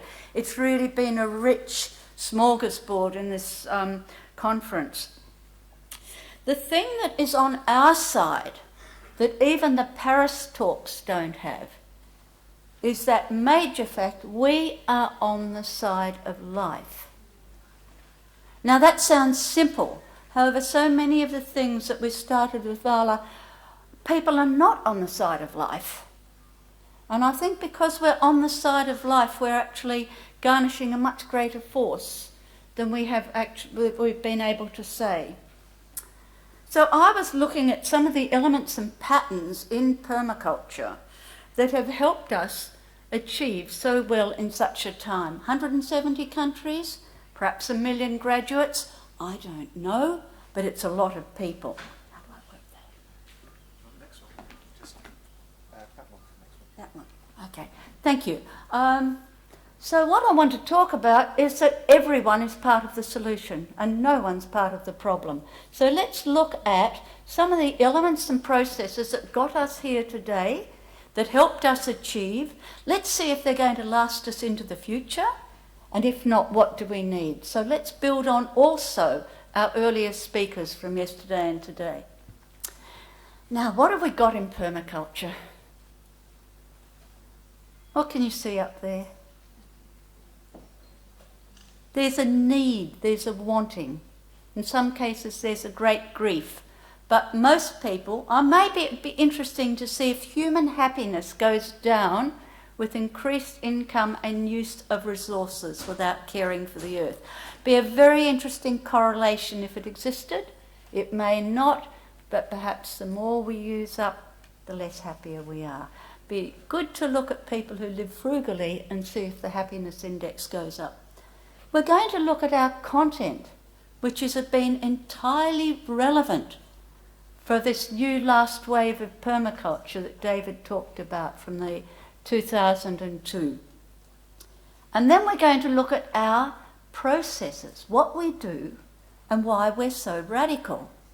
So is everyone happy with that, or were you thinking get something else? Have to ask. Is that all right? Okay, thanks. All right. So I just like to take you back to need and how fast some people pick up permaculture. This was in Vietnam at Doi Moi in about 1985. Gosh, I crossed the centuries. I've grown old in permaculture. And so it's a buzz to see so many young ones. It's wonderful, so fabulous. So in late 1980s, when I went to Vietnam, they'd had 30 years of war and 30 million bomb craters. And most of the houses looked like this, and most of the people were as thin as a toothpick. Really, really thin. And the people were hungry, but satisfied that they had achieved some sort of peace in their country. It was a matter of rebuilding. And they knew they couldn't go back because they had 30 years of collectivisation, which, don't tell anyone, they hated collectivisation. Like they liked the whole communist socialist government and Ho Chi Minh, but collectivisation, everyone moving out of their village where they lived for hundreds of years and their ancestors were buried, they loathed. They walked away from those brick houses, they left the doors floating in the wind, and they went back to their villages. But 2 million men and women had died. The younger generation didn't know how to farm. They'd had 30 years of growing rice. 15 to 30 kilograms a month was the currency. They really needed to get started again. So there was a great need, and they embraced permaculture. Next thing I want to look at is our content. Now, is that dark enough? Can you read it? Like Jeff, I love the permaculture content. There's something profoundly beautiful and satisfying about the way it grows in depth and in breadth over the years as you teach it. And I'm easily distractible and bored, and if it weren't like that, I'd be out. I tried a year lecturing something in biology at university. I got bored. I shouldn't have, but I did. What I loved was the permaculture, and in the 30 years I've been teaching it, I have seen the evidence come in. You know, when people first started talking about changing the climate, lots of people said, that's ridiculous. You know, 98% nitrogen, so much oxygen, so much moisture. You can't change the climate. In my life, I've seen it change. So I've seen the evidence come in for a permaculture. First of all, the global problems, which were brilliantly done up to date. And I'm full of admiration, Valma, thank you. And then see how permaculture can work with that. And so I have put here just some of the outcomes rather than the course curriculum. I think you know the course curriculum, but the outcomes, you know, if we work well with land and care of the earth, all our indices will be on accumulation of natural resources. We will look at how much water we've put back. We'll put at how much soil we've put back, how many species we've managed to save and build up. We will have measurements for the indices of restoration of ecosystems that become the most important thing in our economy. Because without that, no gelato society is going to exist. But we owe it to the future generations. We cannot go on like this. So restore and accumulate water, soil, forests. These must be our indices. Don't let us buy into the economists and the GDP and they won't believe us if we don't do this. They're going to have to believe us and we will have a better alternative. Much better, and they'll say, tell us. So let's stay on for life. Let's be the people who love life, support it and want to see it grow.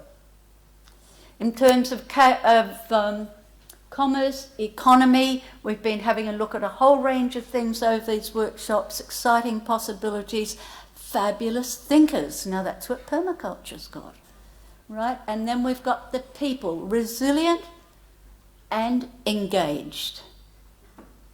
Now when I started permaculture, the main objective was that everyone would build their own garden. And the first words that David and Bill used to talk about were permanence. And then gradually the word sustainability came in, but of course there's no sustainability unless you've got equal inputs and outputs, and we haven't got to equal inputs to match our outputs, so the word is, what would you call it, unbalanced or something? I don't know. You've got a better way of thinking about it. Okay, and then we're now talking about resilience in case of perturbation. So we've had some changes. We've gone from the individual now to communities, to towns, to cities, to bioregions as our unit, to our watersheds as our unit of work. And in a way we've dropped that hyper-individuality that was in permaculture in the beginning, and we've really come to a new position where we see ourselves as citizens of groups and members of communities. And I love it. I don't know about you, but it feels so good just to be part of a group, and I think we've had that here today. So when we look at the permaculture curriculum or knowledge that was passed on, it's got us all here today. And it has achieved superb things. Is the content going to serve us for a challenging future? Let's see.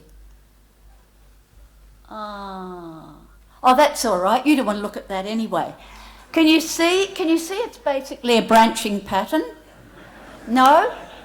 Well, it's got the managing director up top, and then you've got the executive, and then you've got all the staff people who sign things and do things and say you can and you cannot, and finally down the bottom you've got someone else. Which are the people? Us, really. So what we find in that model and that process is that everything new has to go back up to the top. The board will consider that when it meets in a month. The director's not quite happy about it. We don't like that idea. Where did you go to school? What's your qualification? We have been free of that because we've had a different pattern. So let's look at this. It should be three-dimensional. Thank you, Dana, who sent me that last night. Thank you very much. What we did, if you don't mind a bit of history, is we started permaculture with Bill and David. And it started to spread because people went out and taught. People like me. I did a course with Robin Francis, and I thought, oh, I'm going to have a go at this. And a year later, I was teaching. And I had 8 people in my first class. 2 were over 90, and they would sort of fall off the chair and wake up, and then fall off the chair and wake up. One was a radical doctor. One spent a lot of time telling us, since as you grow up and give up singlets, you should also give up knickers. But they were an interesting first class. They came to permaculture. The next classes had something like 18, 20 people, and since then been teaching 2 PDCs a year, sometimes more, in the Blue Mountains where I live. Now the point about the teachers is, we have a long, long history. We teachers have gone to the marketplace, we've gone to the plazas, we've gone to the garages and the carports, we've gone to the villages, and we've taught the way Socrates taught in the marketplace. We've taught the way Jesus taught in the marketplace, Confucius. We have a history of taking our conviction and passion out to where the people are and saying, hey, would you like this? We think it's worthwhile. And so, who set our first curriculum and said you are qualified or not? I'm actually not qualified, I think, to be here today because I haven't been properly diplomaed and certified, so it's a bit of an embarrassment. However, I also appreciate the increasing demand for quality of teachers and asking what works. We must find out what the good teachers do, and we will do that not by looking at their syllabus, not by giving them teacher training. We have to look at their graduates. We have to say, how good are the people coming out of that class? Yeah?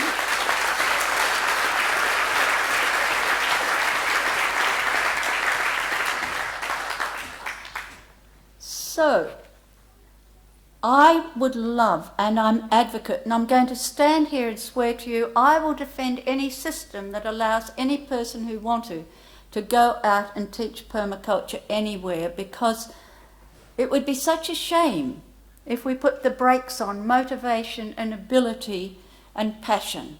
I will also defend the case it's in universities and TAFEs with a good curriculum to teach those others who appreciate formal education. But I stand with non-formal education of anyone who wants to get out there, do it. Make a film, talk to your local society. It's yours.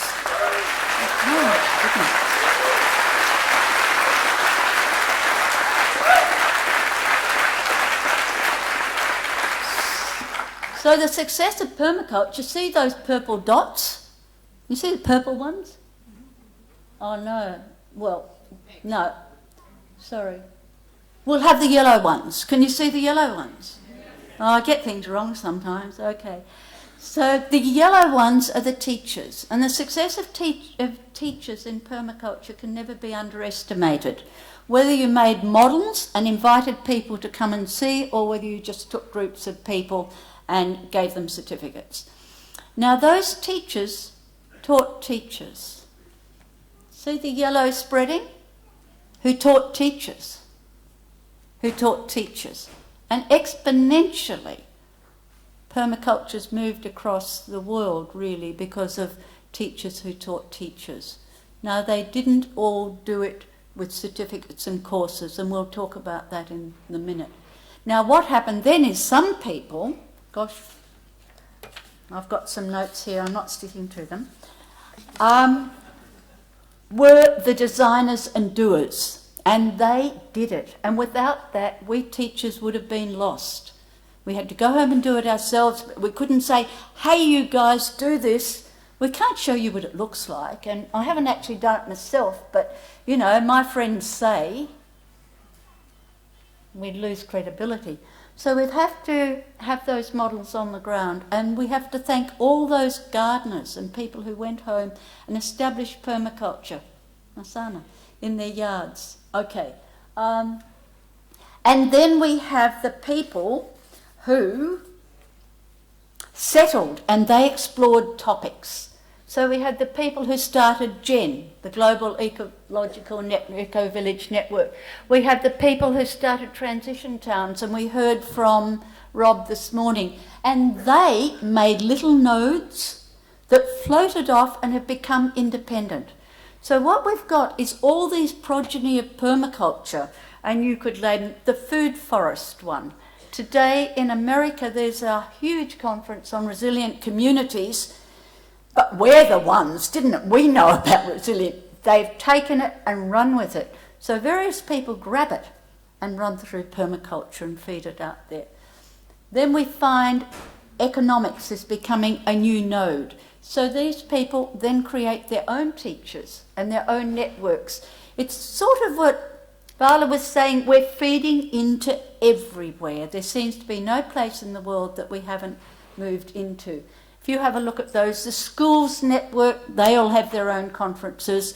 Urban regeneration has their conferences. You know, they're starting, it's really creating progeny everywhere. How long have I got? Not much. I'm just getting started, really. So, I'm going to move on then. Okay, the thing about our process is our pattern is our strength. If we had chosen a world body to control us, not support and resource us, and we haven't got one, we would be still back in Tasmania on the beach or in Dalesford, Victoria. It is because of our nodes and patterns and our freedom and our flexibility. And we must, over the future, stay open and adaptable to new ideas and areas. And you can see that networks accelerate, as our governments know. That's why they don't like networks much. People's movements, the web, you know, I mean, we've got Perma-Occupy in Washington and in Barcelona. Well, the node there, easy, the link was the web, and people just pick up. So we're going to tap into those. I wanted to talk to you about people doing new frontiers, except I'm not going to because I haven't got enough time. But have a look at Naomi Klein meeting up with Liz Bastian at a recent... Can you see what the conference is about? How do you feel about being part of that movement? Yeah. Right. Festival of Dangerous Ideas. And that's what we've been doing here in many of the workshops. Let's just go quickly to Cambodia, where I want to talk for a couple of minutes about infiltration. So, you know, a quarter of the population slaughtered by Pol Pot forces, disempowered, thin, hungry, overworked. When I went to Cambodia, it was a disaster. Newly formed government had departments like Rural Affairs, Agriculture, Women's Affairs, who didn't know what to do. They'd never held those jobs. They had no brief. Their department didn't know. Their government didn't know. It was hopeless. And so when they invited me to do permaculture in Persat, suddenly they had a brief. And we had infiltrated into a government department. So that then spread from Persat province to Kampong Chenang, to Svadieng, to Kandal, to Kompot. So I trained the first trainers, and I trained them in permaculture. And then I went back and I monitored. I walked from village to village, monitoring, looking at food increase, the increase in, decrease in waste, increase in money. Often just $1 a week was enough to send a child to school, and $1 a month would get you enough rice. Tiny increases in people's prosperity, but they could do it themselves. It became a people's movement. So the Department of Women's Affairs went out to every village, and they stood there in the dirt and under houses, and they taught people how to do permaculture, but not until they'd done it themselves. So then the people learning had to come and look at the gardens of the trainers. And the whole thing was embedded into in-service training and salaries. Not a new NGO, not a model farm, just right through. Same thing happened in Uganda with Department of Agriculture at Rakai. Same thing happened with the Conso in southwest Ethiopia. It's happened through, to some extent, Permatil in East Timor. It's happened with Custom Gardens in Honiara and the Solomons. So what we do have is putting things in place that are already existing and infiltrate and give people that knowledge, which is my second passion, is the right to good, reliable knowledge and evidence. People in the Solomon Islands really couldn't assess whether the ocean was rising or not, or whether they would get another tsunami. Terrible. So what we have done is try to get them information about their situation the way we've had here, but also information on how to move forward. So that information has enabled. I would like us now to just stop for a moment and think of those thousands, tens of thousands of permaculturists in Cambodia, in Vietnam, in Africa, in India, who can't be here today because they are the farmers on the ground practicing permaculture. If I could, I'd give every single one of them a certificate. They're absolutely worthy, and they are our silent majority of permaculturists. We are the tiny minority. Right? Let's go. Mine.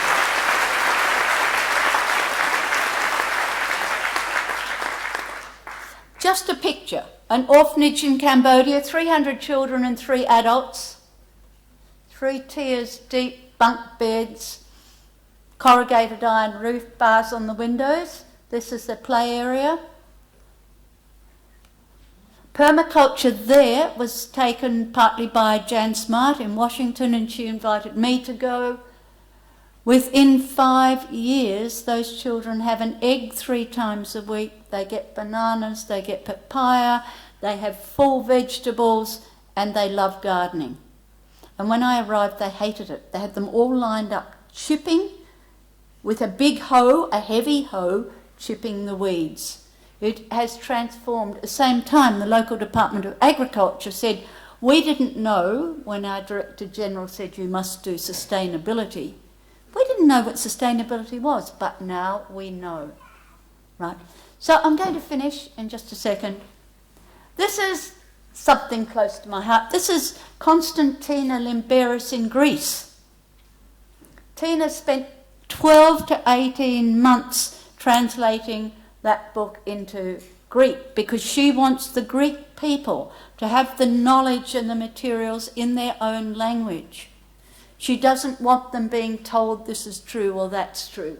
So she's launched that book. I think it's printed this week, and it's a fabulous thing, and she's doing a PDC course for as many Greeks as she can get in the Peloponnese, starting just after the end of the convergence. And if you can support her to invite Greeks, please do, because the people are terrific. And, well, we won't talk about governments because that's sad, but the people are fantastic. Right. So that's Tina, who's just rushing ahead and doing it. No permission, just doing it. Burmese refugees, just doing it. Right. Let's look at... A Lati in the Conso did the course in PDC, and the following Monday he was making seedlings and bringing 18 women every Monday down to his village to learn how to do permaculture, unpaid, unsung, unrecognised, but he loves it because fundamentally we're happy, aren't we?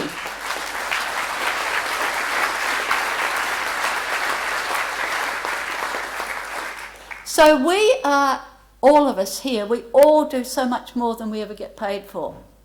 We all belong to that gift economy, which is share surplus. We all, I think, are happier than having those huge amounts of, what was it, the GDP going up and up.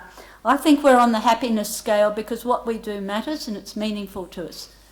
Oh, I'm hurrying because Andy's looking at me.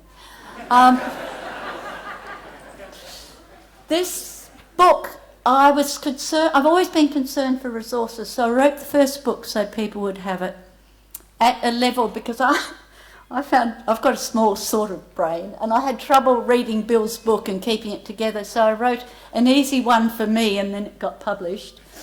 And then the second one about teaching is for teachers who want good material, and it's thoroughly resourced. And this is for teaching permaculture teachers. And I wanted to do it because I wanted us to teach with a sense of care of people, not as curriculum, but as process. So if we teach as if people matter as a process, we actually don't need a curriculum. Treat people well. Listen to them. Listen to their opinions, hear what they've got to say. So that is free online to any of you here, I think, because I haven't looked. But it was crowdfunders who gave that. And it was crowdfunders who sent Paula Parnanen with John Battleabazi right now to Solomon Islands to help the people get ready because they'll have to move. It was a crowdfunding which is part of a gift economy. Okay, right. Where to next? These are the places I think you are needed, and I think you're vitally needed. If our cities have 5 billion people by 2050, how good are we to offer cities fabulous resources? I don't think we're there. But permaculture shows we can be there, and very quickly.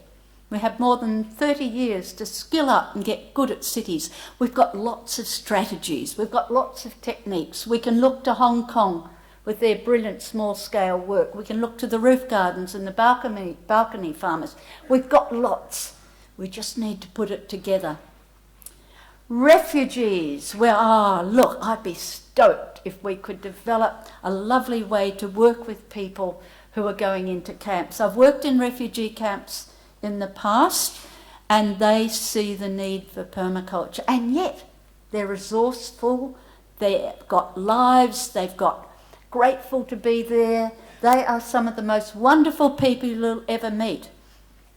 A friend of mine was in deep depression, terrible depression, till he started to work with refugees, and he said, this is great. Not because he was helping, but because of what they give to us. It's a great generosity of refugees. So Karen, who's in the last course, lives in Spain, and she said, oh, I want to go to developing countries and I want to do what you do. I said, well, the developing countries are coming here, and so are the developed countries. And she said, well, I could go down to the coast, not far from our ecosystem, and see if people want to come up here and look and talk to us and share their skills. But go for it, Karen. You know, go for it. No qualification, no world body, no one's going to send you there. Right. So how will we do it? I think you can answer these questions. Accelerate the succession. We've got one example from India. We had a fabulous example this morning for the UGen, how to use mass media and mass movements and get it right. We have to move into the future with more visuals. That puts me out. We have to establish quality of trainees. We have to enable, adapt. Right, I've finished with this. In Kabul, where the war has gone now since 1978, there's a group of young people called the Afghan Peace Volunteers. And they're 50 people, mainly orphans and internal refugees living in a little house. And they got in touch with me and said, we want to learn permaculture. Now, they had no land, and they had nothing to teach them, and no books. And Kabul is being bombed. And so this is the rooftop of a girls' hostel, and we've been meeting when we can, because there's no reliable web access, on Skype, and a couple of them have actually died in the time since we started through landmines, bombs. They live probably in fear, like people in Syria, and they said, we'll do a garden. And it's a beautiful permaculture garden. They said, enough war, our journey to peace. We want permaculture. They're seeking support. So 50 young Afghanis, partly permaculturalists, are saying they're going to stop war in the world.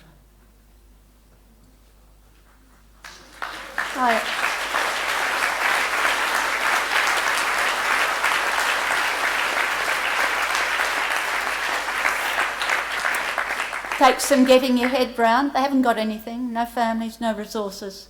They just believe it's enough. So, if they can, you can. Thank you.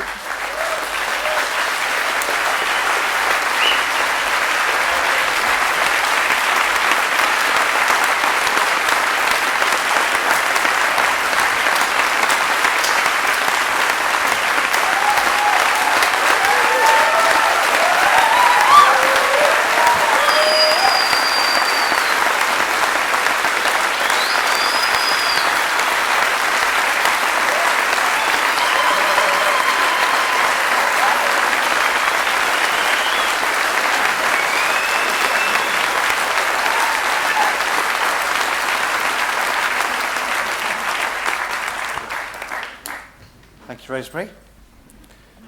I always find panel discussions quite boring anyway.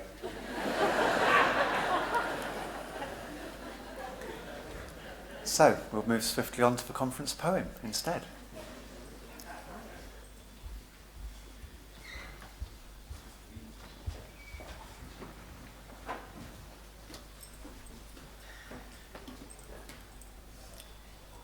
So I don't have a PDC either, but here I am. And I've been at the poetry table up on the first floor, and I've met some very beautiful and amazing people who have come and shared their words of grief and dreaming. And actually the dreaming poem is much bigger than the grieving poem. So the poem I've put together reflects that. And this is the shamanic bird of impossible dreams who's been keeping guard over the poetry table. So what I've done is I have stitched together a poem from all your words. These aren't my words. These are the words that you have written and put on the poem and put on the wall, and words I've heard in various different sessions. And I think, Andy, that the poem is going to go down to the Convergence, the big sheets of poems. And if you haven't seen it yet, it's up on the big first floor landing with a kind of sweeping staircase. And there's a poem there created from your words. So I'm going to read the poem that you have created. It does start with grief, but don't worry. The dreaming, as I say, was much bigger. And we're then going to do a chorus. Actually, you're going to do the chorus, not me.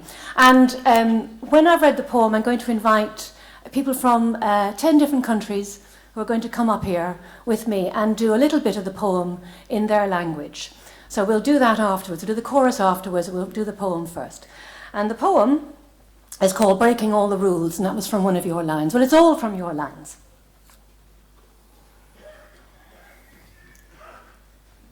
We cannot unknow what we know to be the truth, the fear we hold, this sweet life poisoned at the well.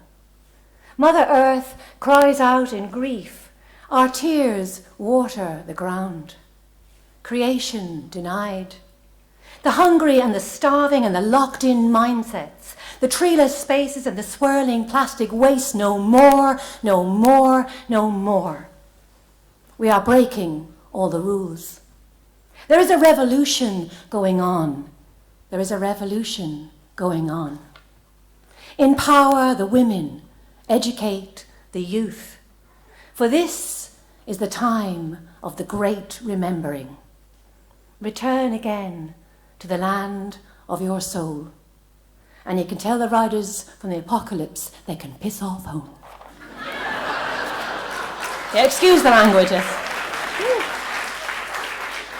We are changing the story. Hearts beating in rhythm with the earth. She is showing us her ways. Earth is mother. Earth is lover. Hear me, she cries, as I sing and laugh, rising and falling in rhapsody. Who will hold my heart? For we are one, we are one, we are one. We are breaking all the rules. There's a revolution going on. There's a revolution going on. Empower the women, educate the youth. For this is the time of the great remembering. Return again to the land of your soul. And you can tell the riders in the apocalypse they can piss off home. Oh, this sweet life. In the quiet hinterland of spirit, a small light is shining, getting brighter. Gaia's abundance is feeding us all. The heritage of Africa has been restored, the rites of passage for the youth. At last, a consciousness of stones. Oh, this sweet life, 4.5 billion years of it. The great awakening starts with small steps, and the circles we walk leave a gentle footprint to follow. And the circles we walk leave a gentle footprint to follow. So, that's the poem. You will.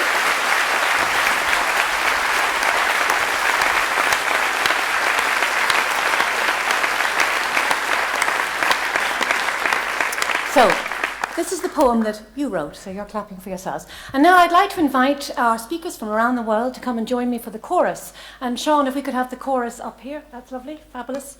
Okay, can we have Brazil, please? Have we got Brazil in the audience? Have we got Russia? These are the people who said they would come and read. Russia is over here. Nepal, lovely. Ireland, Irlande. It's like the what's it called? Yes. Italy. We've got someone from Italy who's going to thank you. And Argentina. And we've got somebody from Liberia. Where is Liberia? Liberia, we have Wales, Liberia, and we have Malawi.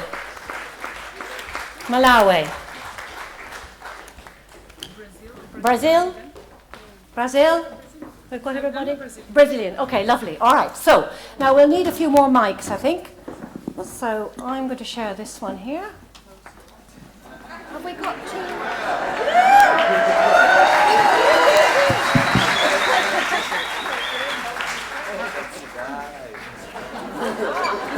Why on me?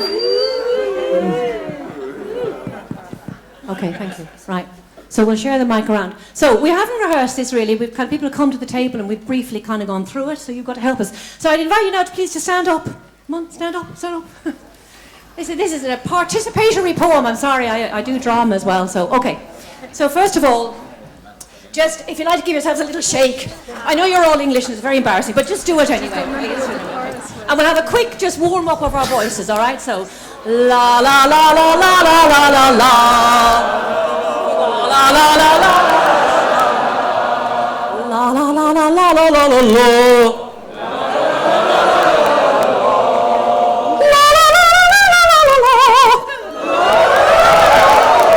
Beautiful, fine voice. Okay, so how we're going to do this is I'm going to read a line, not IPCQ, okay, and then you are going to repeat that line back to me. Is that clear?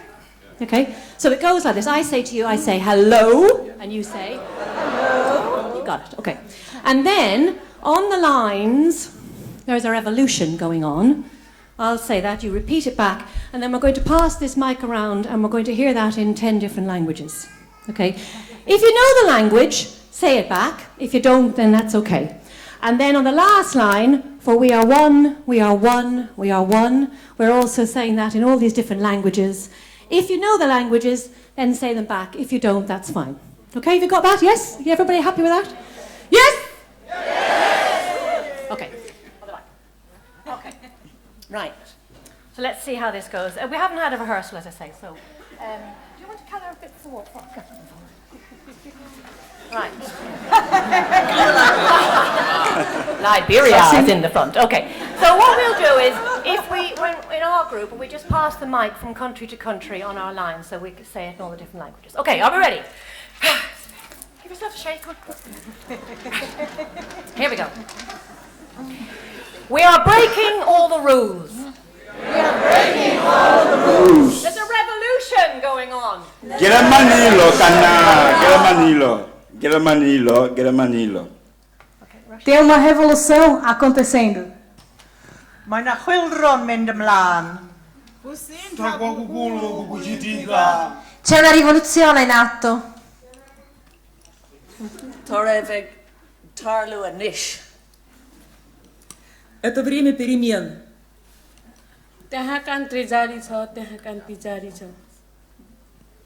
Hay una revolución que está sucediendo. Hay una revolución sucediendo. There's a revolution going on. Empower the women. Educate the youth. Educate the youth. For this is the time of the great remembering. For this is the time of the great remembering. Return again to the land of your soul. Return again to the land of your soul. For we are one, we are one, we are one. For we are one, we are one, we are one.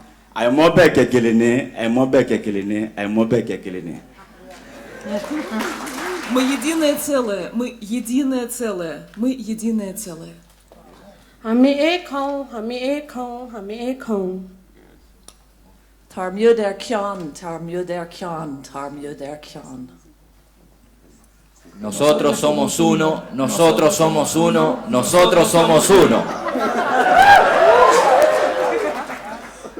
Ndifamodzi, ndifamodzi, ndifamodzi. Siamo uno, siamo uno, siamo uno. Am bod ni'n un, yn un, yn un. Nós somos nós somos nós somos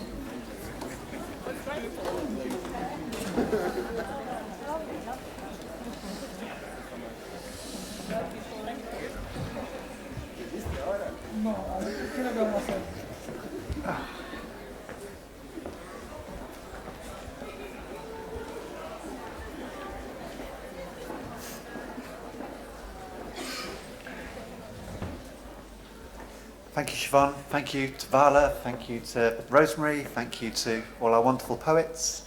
Thank you, all of you, for your wonderful participation. Yeah, I'm okay.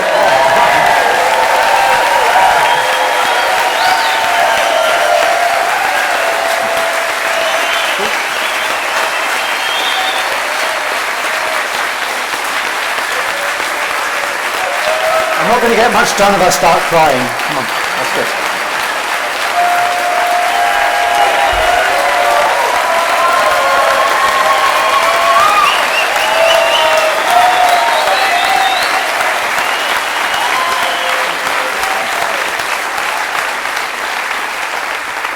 Thank you.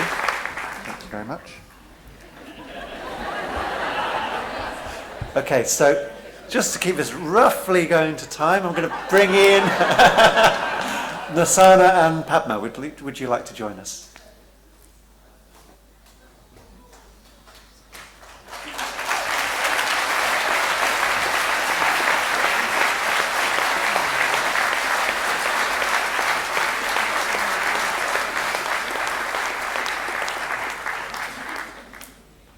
So we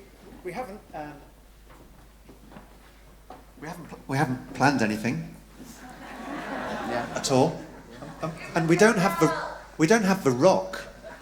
We're supposed to have a rock. It's apparently there's some IPC tradition, and there's supposed to be a rock, and there's supposed to be some stuff.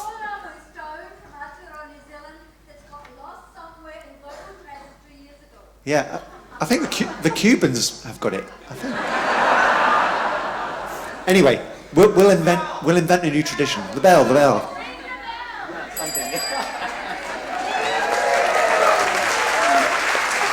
So, Nasana, it's with great pleasure, and Padma, because you're a dynamic duo, so with great pleasure that I hand over our new bell.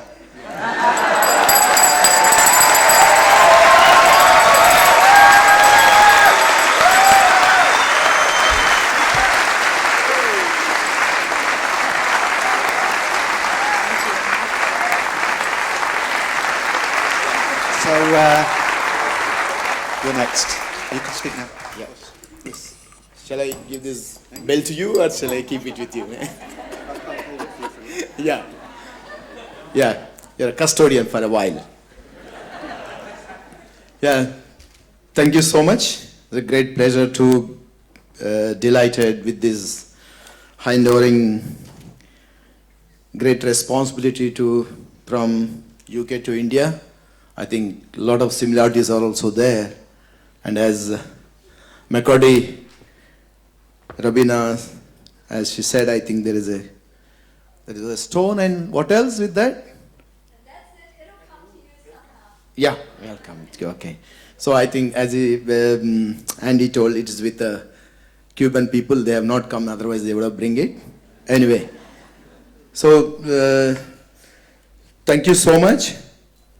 With this great moment, I honor this responsibility and great opportunity to India to give a taste of Indian agriculture with permaculture smell. Sure. Sure, I hope, sure we may feel happy to see any experience of the permaculture ethics and principles. I think sure you will, one thing I can say, I love this UK and UK people, because before that also I met Andy. I think a lot of the commitment towards this, the permaculture ethics and principle inspired me a lot. I was teaching in Oxford University in the year of 2012. I think there is a great job they are doing. And if it's most of the experiences when I was sharing, I think the Permaculture Association, I think they have done marvelous job in this UK I have seen. And this culture, whatever the learnings I have learned from them, I think in India, I will continue. I'm taking an oath. I'm giving a word. I'm promising, sure I will make it great success, not just organizing IPC or something. I will practice this permaculture entire, not a country, is a continent. And my strength is where I am working. Again and again I will talk about women. Women are my backbone of entire this society. So my wife is backbone of my society. She is there. So this is exactly whatever the great, the love, the great responsibility you have shared here. I am taking this great responsibility and I will hand over to my community where I am working with the small and marginal farmers. I think this is the first time I am going to share this document in the convergence, because the time is not much here because they have allotted very few minutes. I think I cannot share, but one thing I am sure, I'm not going to change of the direction of conducting IPC, but my future direction will be the women. I am hosting IPC. My dash will be the grassroots permaculture women. No more speaker from anybody, even great people there in India, but my grassroots people, they will be sit on the dash. I think they are the people of creating unity.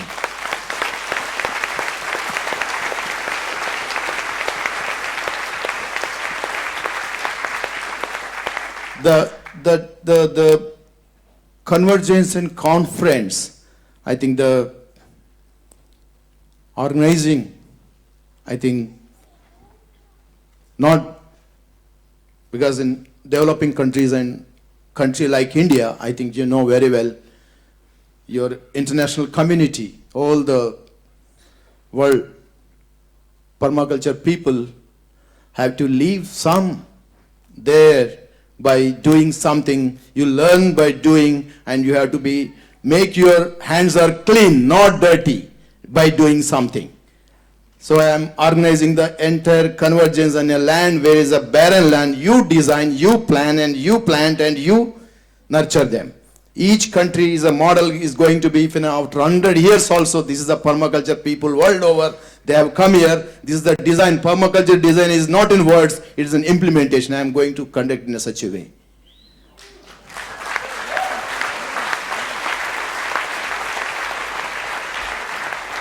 I'm sure my organization is not big, very small NGO, small people, but my strength is my community with whom I am working since last 30 years. That is my strength. I think I have an international community, is a big permaculture community with me. I am very so dare and so bold to take this responsibility, and I will make you feel happy to take this message, and you have to come with. And everybody last time when they were talking about in India, developing country, the water and the sanitation. Yeah, that's where exactly India is a much more into the environment and where they are living, and there is the conditions, they are more resistant, more resilient to this permaculture. Definitely they will make it a good job. And you have to, who are mentally prepared to come to India, you have to start today, the day one habit, have eating with hands, not with the spoons. Thank you so much.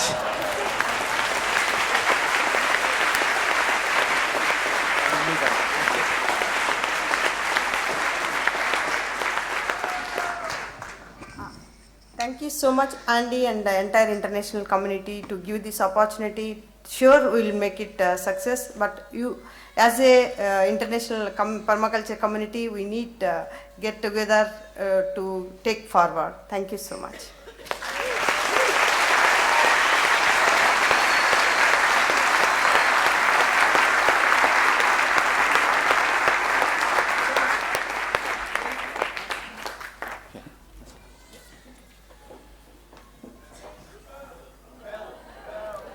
I need it for another few days. Okay. Great. So, just going to wrap this up. Yeah, just a few last comments. I want to say a little bit about the Permaculture Association, what we're going to do next, and a little wider call to action, and some thanks. Briefly. So, we've spent the last 12 months really focused on this IPC at the Permaculture Association, an amazing team of people, the staff and volunteers. We've learned a huge amount doing this. We've really built our capacity. And in parallel to that, we've also been planning a really ambitious new program of learning, of research, and of network development. Two things that I'd like to highlight now are the kind of things that we can do which we wouldn't have done if we hadn't had this IPC. And it's to try and become a bit more strategic in our contributions to the wider world. So one, we want to develop more conferences. We've done convergences, but I think we want to develop some more conferences. Not yet, but soon. And want to explore some really key issues in Britain. Thinking from a permaculture perspective, what is the kind of Britain that we want and need? So we've done the world, designing the world we want. Now let's do designing the Britain we want. And we'll do that over a series of events, culminating in maybe over a 3 or 4 year period, well, a 3-year period, in a big conference. And in parallel to that, we want to develop, I don't know if manifesto is too strong a term, but something like a manifesto that sets out how we think we need to progress Britain, how do we make Britain a really genuinely sustainable, equitable, socially just, fair, nice, happy place to be? We're not setting up a party, although we will be the best party in town. But we want to make a contribution which other organisations, other NGOs, other political parties can look at and consider when they're formulating their own policies. So we want to set out a really bold strategy for making the Britain we want. In terms of a kind of wider call to action, it's interesting. Here we are in the kind of Quakers Friends Meeting House, a very fine tradition the Quakers have of making change in the world from a really ethical place.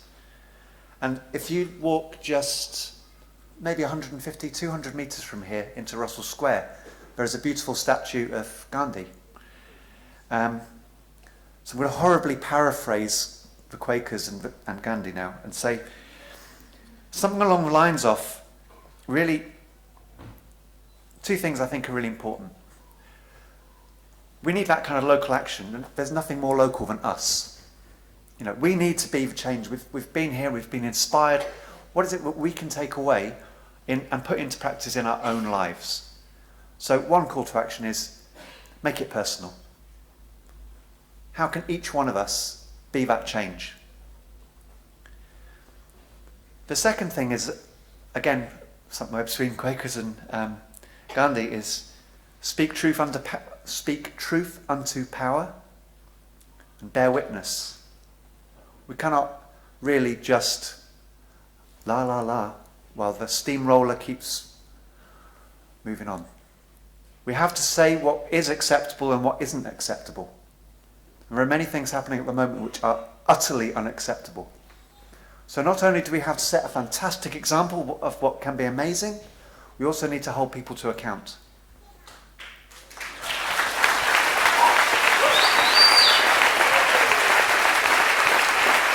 Refugee crisis, all those different things that we've talked about, that is not the world we want. So let's say clearly what it is that we do want and hold people to account. So we're only going to do that by collaborating like crazy, as if our lives depended on it, because they really do. Without that collaboration, we've got no chance of an ecological or an ethical future. We need each other. Okay, so I'm going to just end with some thanks. Could you put the sponsor thing on? We have really tried to put the kind of sponsor message up quite a lot because we really have had great support from them. Not just financially, actually, financial thing hasn't been the big thing. It's been more the support that we've got from people. And so a big thank you to Jeff Lawton and jefflawton.com. And the Permaculture magazine, and Dan Halsey at the Permaculture Research Institute, and Coventry University Centre for Agroecology, Water and Resilience, CQ University in Australia, the London Permaculture Network, Schumacher College, Higher Education. All of those have helped financially, but they've all helped in really practical ways as well. And it's greatly appreciated. I think we've built up some good links which, again, help us to collaborate better into the future. So thank you to them. And a special thanks to Tony at Permaculture Magazine. He's been on the end of the phone for about a year, really, helping away. And Jeff's been very supportive. And Alara Whole Foods have put on an amazing gala for us. And EcoLease has been helping to spread the message with eco-villages and transition networks. And the Ecological Societies, British Ecological Society with their agricultural ecology group have made a research contribution. So yeah, it's been a great collaboration. Thank you to all of them. Thank you also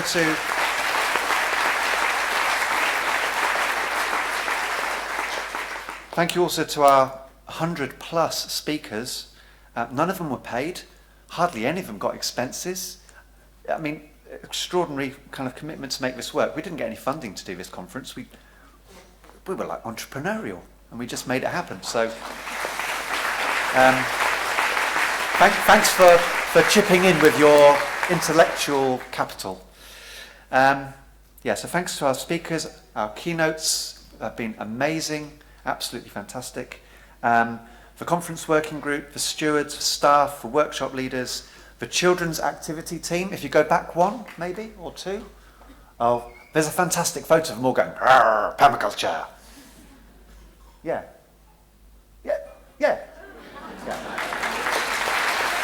So we did have a really fantastic set of children's activities, and so thanks to the team that did that. Okay, so, and of course, thank you to our panelists.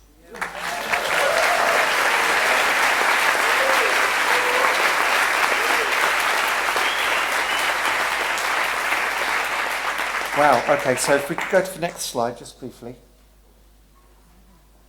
The next one maybe. Oh God. The other way around. That's it, great.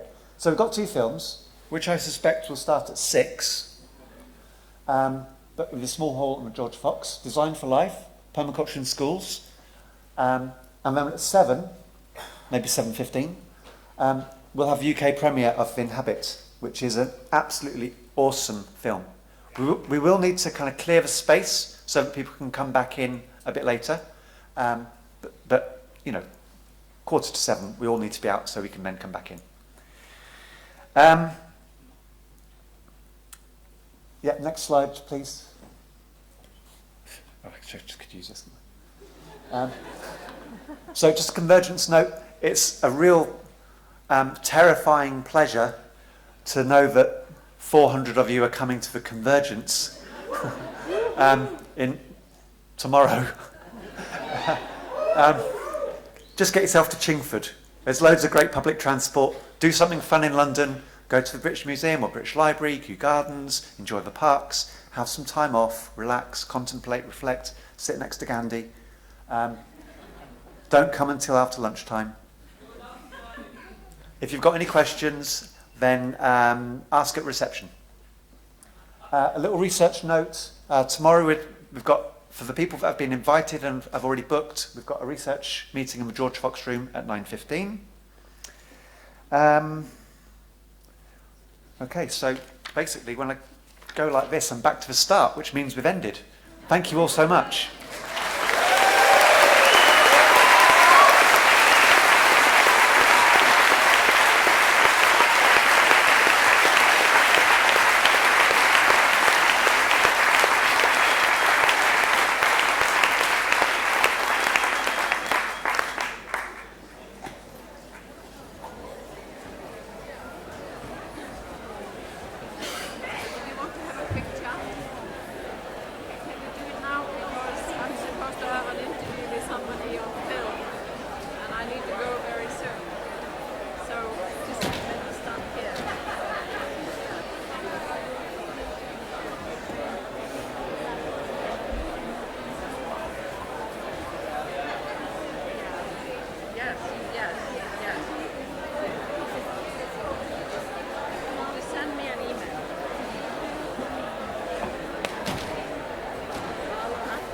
Could all the scholarship students please come to the front? Any of the scholars just to meet here? Thank you.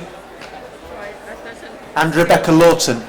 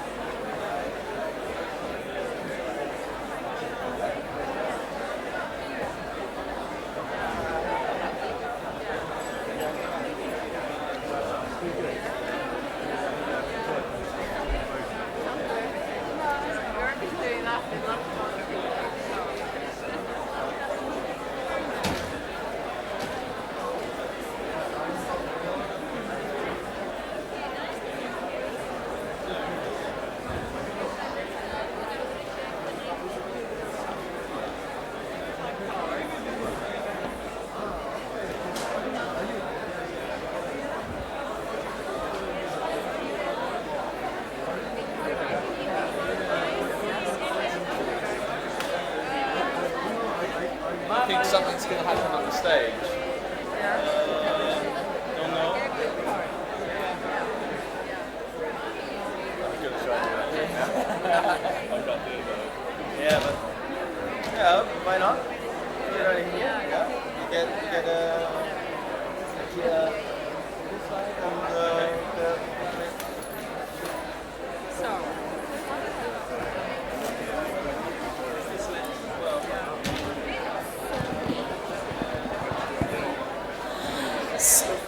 Scholarship students, if you're still in the room, please come to the stage. Thank you.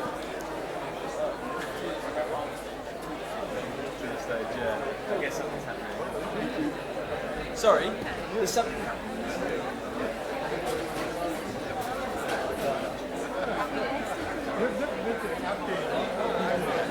Yeah, I'm on the board of two environmental NGOs. One is called Framtíðarlandið or Future Iceland.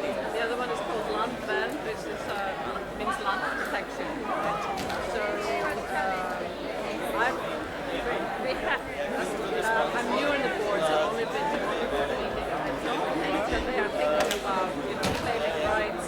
And they have been thinking about claiming right for nature. This is something I've been discussing with my students, and I was intending to do that some more and bring it into that board. So if you could send me some information, then I could use that in my discussions. And I've read wildlaw. I know Polly Higgins and It's German, it says Dichtung, things are said which are between the lines, expressing them.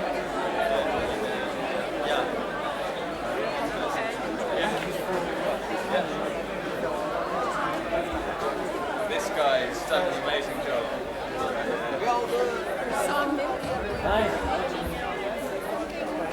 No, it's not a ministry. There's a lot of people who actually believe that there are elves in the rocks. Yes, but we don't have a ministry about it. But you know, when they want to build a road and somebody thinks let's go disturb the elves, then the building authority will actually go through the efforts of making the road around it or lift the rocks somewhere else. In connection with the people who are in connection with the elves. So it's, so that's the run that I'm using.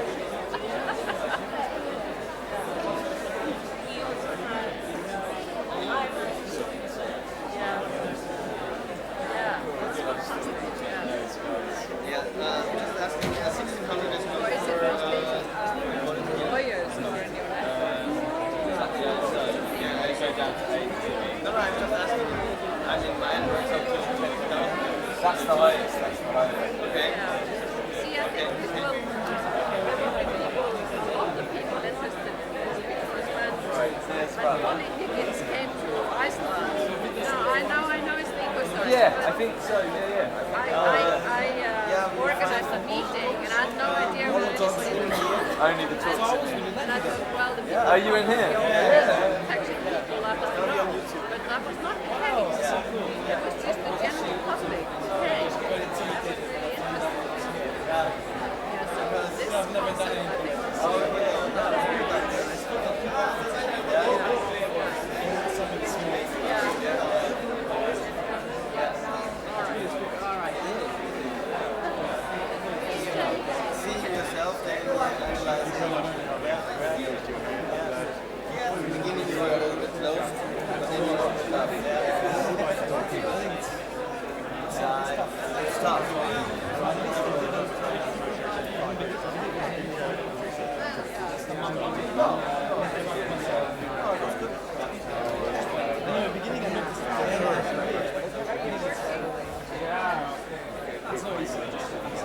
Alright, you ready? 1, 2, 3. There you go. One more.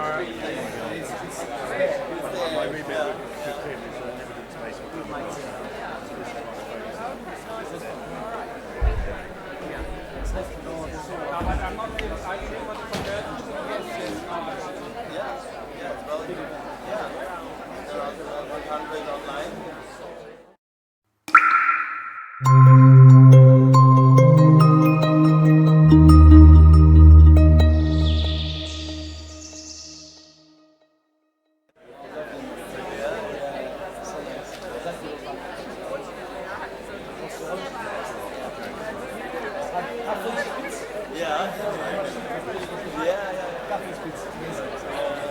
It's very similar. We have exactly the same tradition. Well, their famous Wiener is coming from Milan. We have the same line. And coffee spits as well. It's quite a big shop. Then if you get lines going next one I thought it would be not know the date, but next year. Okay. But there was a new scientist coming in 2007.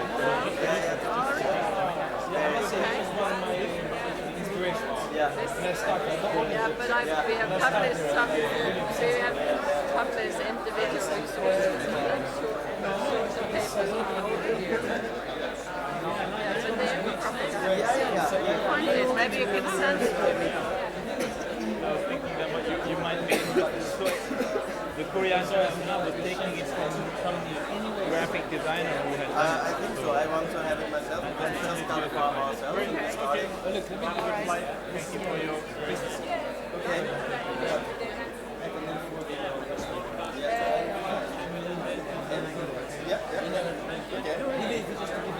And just your forces for right?